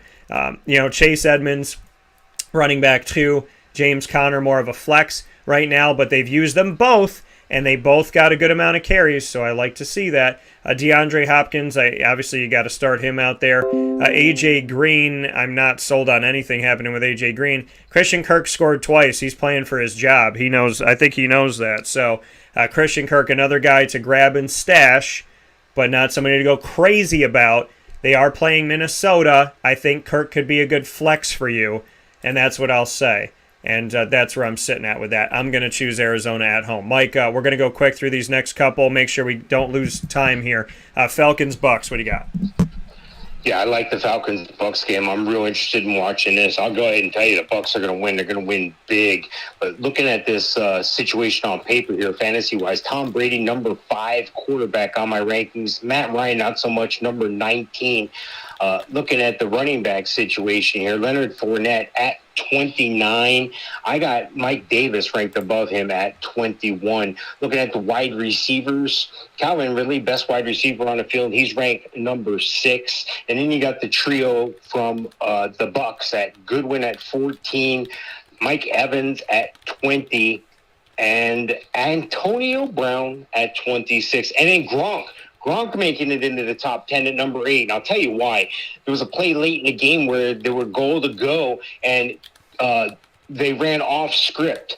Gronk made the read on the guy in front of him, and Tom Brady read the same thing. Without saying a word, without even looking at each other, the ball was snapped. Tom Brady threw it to the spot, and Gronk was there. You can't substitute that. You can't coach that. That's years of playing together and reading what the defense is giving you. A lot of people think, that was a great play. That wasn't a play. That was backyard ball making an adjustment on the fly. So hats off to Tom Brady and Gronk. That earns Gronk a top eight this week, and I like Tampa to win big at home. Yeah, I'm going to pick Tampa to win in this game as well. I'm not. I know that the defense is going to be there. Josh Rosen on another team. He's backing up Matt Ryan in Atlanta, just to let you know that. Mike Davis, I would say he's a running back 3 because he's playing Tampa's defense in this one. Calvin Ridley worth the play, and Kyle Pitts.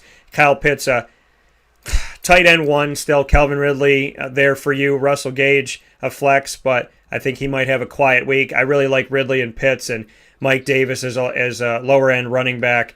And really, the value to me is on Tampa. That's who I'm picking, like I said, to win. The Tampa Bay Buccaneers in this one. Tom Brady worth the play. Mike Evans worth the play. Chris Godwin worth the play. Gronk showing. I said Gronk had his best time at the end of the season in the real playoffs when the fantasy playoffs were over. And you didn't get anything for that. Well, now you can. So now you got him. Play him. Leonard Fournette, I like him too out there.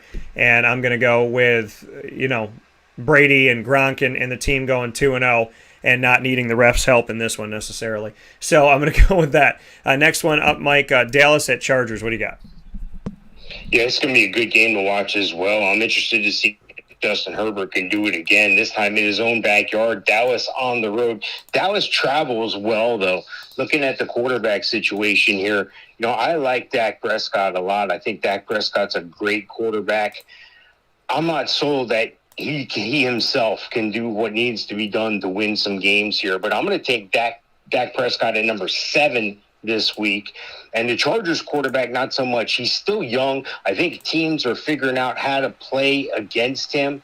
I got him real close to Dak at number 8. But that gap is larger than it seems, just going from 7 to 8. I think there's a bigger drop-off there. Not taking away from what Herbert did last week. It's just I don't know if he's going to have this last year the same success all year. Austin Eckler's the guy. Number 5, he's the best athlete, the best fantasy play on the field. Number 5 on the rankings. Zeke, slow to get out the box, 15 on the rankings this week. Looking at the wide receivers here, there was a wide receiver went down. Michael Gallup went down. Cedric Wilson stepped up real big. That's a deep name to store right down to see if he can keep it up this coming week here. As far as the other receivers that are going to be on the field, I like Keenan Allen a lot. He's number 9 on the rankings.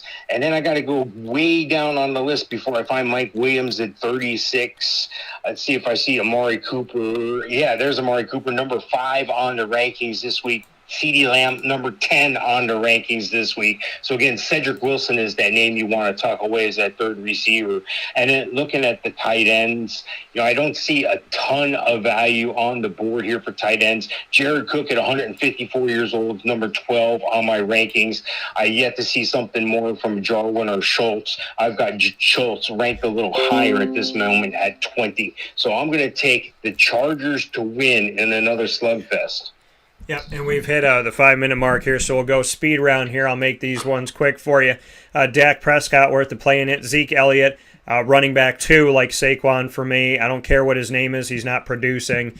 Tony Pollard is a low-key flex if you have to go there. I just like saying low-key flex. Amari Cooper, CeeDee Lamb worth the play. Dalton Schultz, a tight end 2. Jared Cook, a tight end 2. Austin Eckler worth the play as well. And Herbert is a quarterback 2. I'd play Dak over him. I'm gonna, because it's the West Coast, I'm gonna say the Chargers, but I want to say the Cowboys, but I'm gonna say the Chargers in this one. Next one up, Mike, just a couple to go. Tennessee at Seattle. What do you got? I'm gonna take Seattle for the win here at home. I think Seattle's deserving of a win at home, especially when they got Russell Wilson at quarterback. Russell Wilson is number 6 on my rankings this week. I got to go to the other side of the ball here. Tannehill 14. And looking at the running backs, Derrick Henry, disappointment a little bit in week 1, number 8 on the rankings this week. And on the Seahawks, Chris Carson's actually ranked higher than him at number 4. Looking at the receivers, there's a good receiver. There's a good receiver in Seattle called DK Metcalf and Tyler Lockett. They're ranked 12th and 15 respectively. And for the Titans, I got A.J. Brown, of course. He's number 7 on the rankings. No real tight end threat on either side. Again, I'm taking Seattle for the win at home. Yeah, I got to take Seattle for this one as well. Mike and I think have gone snake eyes through this whole thing. We have not, and we don't know who we're going to pick before, which is we've gone totally equal this whole way through. Tennessee, obviously you have to play Derrick Henry. I don't have to tell you, but I'm going to tell you to play Derrick Henry. Ryan Tannehill, I'd wait on him this week. I like Derrick Henry. I like A.J. Brown. Julio Jones, wide receiver 3 for you. On the other side of it, in this matchup, as you take a look at the Seahawks, obviously DK Metcalf, Tyler Lockett, both came to play, both got involved. Lockett with 2 touchdowns, Metcalf with 1 to start it off. Chris Carson worth the play, and Russ the Bus. So I like it. And Gerald Everett got one now that he's in Seattle, but I'd still temper on him a little bit and would focus on the other guys. So I'm going to go with Seattle at home with the 12th man. Sunday Night Football, KC Baltimore. What do you got? Yeah, how can you not like this game? I like this game a lot. I thought Baltimore should have won last week. I thought the Chiefs should have lost last week. So this is going to be something else. Pat Mahomes, of course, number one quarterback in all of football right now. He's number one on the draft on my rankings this week. Lamar Jackson, number 4. Looking at the running backs here, Clyde Edwards-Helaire, 13 on my rankings here, and Tyson Williams, number 30 on the rankings. Looking at the wide receivers, well, I'll tell you what, it's easy for the Ravens because I'm not playing anybody. The only wide receiver I see value on the field that I can count on week in, week out is Tyreek Hill. He's number 1 this week, and Travis Kelce, the tight end at a KC. And on the other side of the ball, you got to play Mark Andrews, number 5 on the rankings. I'm going to take, who did I say? You know what? I'm going to take the Ravens at home. Oh, you're going to say the Chiefs at home, you mean? No, the Ravens are the home team. Okay, wait, let me see this again. Let me just make sure here. And so, oh yeah, I'm sorry. You're going to take the Ravens at home in this one. Okay, I flipped it. So Mike's going to take the Ravens at home. I am going to Kansas City. Obviously, Pat Mahomes got to play Tyreek Hill, Travis Kelce, play them all in this one. Clyde Edwards-Helaire, I would say he's running back 2 in this situation. On Baltimore's side of it, Lamar Jackson, you got to play him. Tyson Williams, we talked about him throughout this morning and answered a bunch of questions about him. So I would look to play him in a running back 2 situation. Lamar Jackson, Mark Andrews worth the play. I'm going to go Kansas City on the road. This is the first one that Mike and I went against each other on. Mike, last one, final minute. What do you got? We have Detroit, Green Bay. Yeah, you can't start Jared Goff. You're going to go with Aaron Rodgers. He's going to have a better game. He's number 6 on my rankings. Looking at the running backs quickly here, Aaron Jones, he's going to have a better week. He's number 10 on my rankings. And DeAndre Swift is number 15 on the rankings. Looking at the receivers, Devontae Adams, number 2. I can't really count on a guy from Detroit. And I'm not really counting on too many guys from the tight end position outside Robert Tonyan at 13 for Green Bay. I'm going to take the Pack at home. Yeah, I'm going to take the Pack at home in this one as well. I'm going to have to go with them in this matchup. And ultimately, for you, just a couple seconds left. Check us back at Wake Up Call tomorrow morning on MixLR. We appreciate you so much. And for those of you that are hanging out with us here on Facebook.com/LiveNowDT, Facebook.com/WakeUpCallDT, and on YouTube.com/WakeUpCallDT, thank you so much for tuning in to the broadcast. We appreciate you for that. Talking about this game as well. Mike getting his picks in MixLR. You're not going to hear mine, but we'll be able to get them on YouTube and Facebook. And to let you know my take on Detroit at Green Bay. So I went with Kansas City on the road. Mike and I have chosen the same team every single game except for Sunday Night Football. So we'll have to circle that one and see what happens there, all in good fun. But Green Bay at the Lions, I got to go, or Lions at Green Bay, pardon me. I'm going to have to go with Green Bay like I was saying. On Detroit's side of it, DeAndre Swift is a running back 2. In this matchup, TJ Hawkinson, a low-end 1, high-end tight end 2. I don't like anybody else. I got to think Aaron Rodgers is going to bounce back. I got Rodgers, Aaron Jones, Devontae Adams, Lazard as a wide receiver 3 or flex, Randall Cobb as a flex, Robert Tonyan as a high-end tight end 2, and like I said, I'm going with the Packers. So that is our take on it every single game, and we're very excited about it. Mike, I think the safest thing for us to do, since an hour, as we've proven throughout the years, is not enough, and we typically go 2, that we start this thing more closer to 9:30, so maybe we can start early and make sure we get everything in. We answered all your questions. We didn't miss a single question, so thank you for that.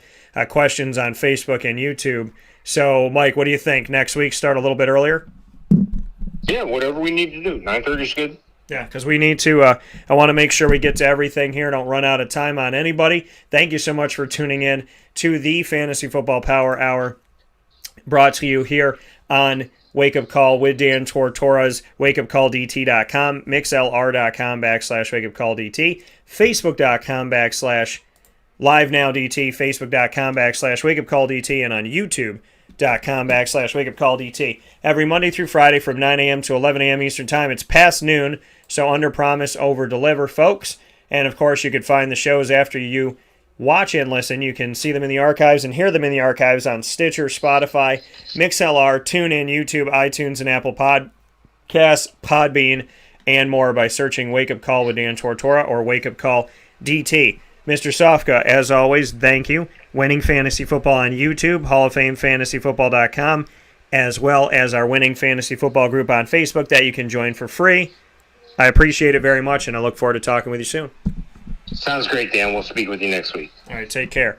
So that coming from Mike Sofka, and of course, in hour number 1, we premiered our first ever Dolphin Dive, and I got to feature for the first time ever the Dolphin Dive inaugural episode here for you with Bryant Perdomo. The second time Bryant's been on the show. The first time he's been on the show as a Dolphin. He was on the show as a North Star 3 years ago when I did a show with CNS's soccer team on site at Chick-fil-A Cicero. So a big shout out to him for that and for being a part of it. And Mike and I once again here both going with the Packers at home. So want to make sure that I set this up here for you and let you know exactly what's going on.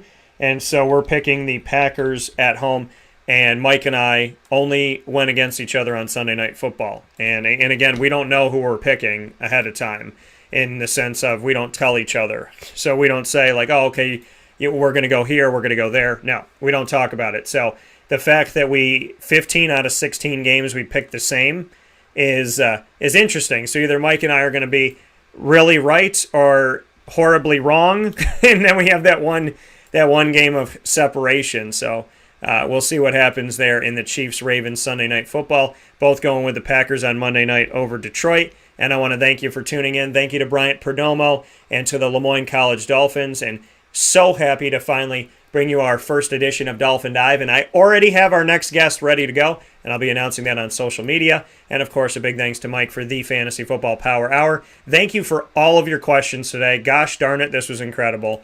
I had a lot of fun. So keep sending your questions in. Send them to the feed, youtube.com/wakeupcalldt, facebook.com/wakeupcalldt. You can also write to me on Facebook at wakeupcalldt, Twitter at calldt, and Instagram at wakeupcall_DT. And, of course, wakeupcalldt.com. You can subscribe and always be with us and write into youtube.com/wakeupcalldt and mixlr.com/wakeupcalldt. So plenty of ways to write in and be a part of the show. Thank you for tuning in. Thank you to Bryant Perdomo. Thank you to Mike Sofka. Thank you to you. And as always, God bless. No stress. Do your best. Shout out to all of our amazing partners in the community, and I'll talk with you soon.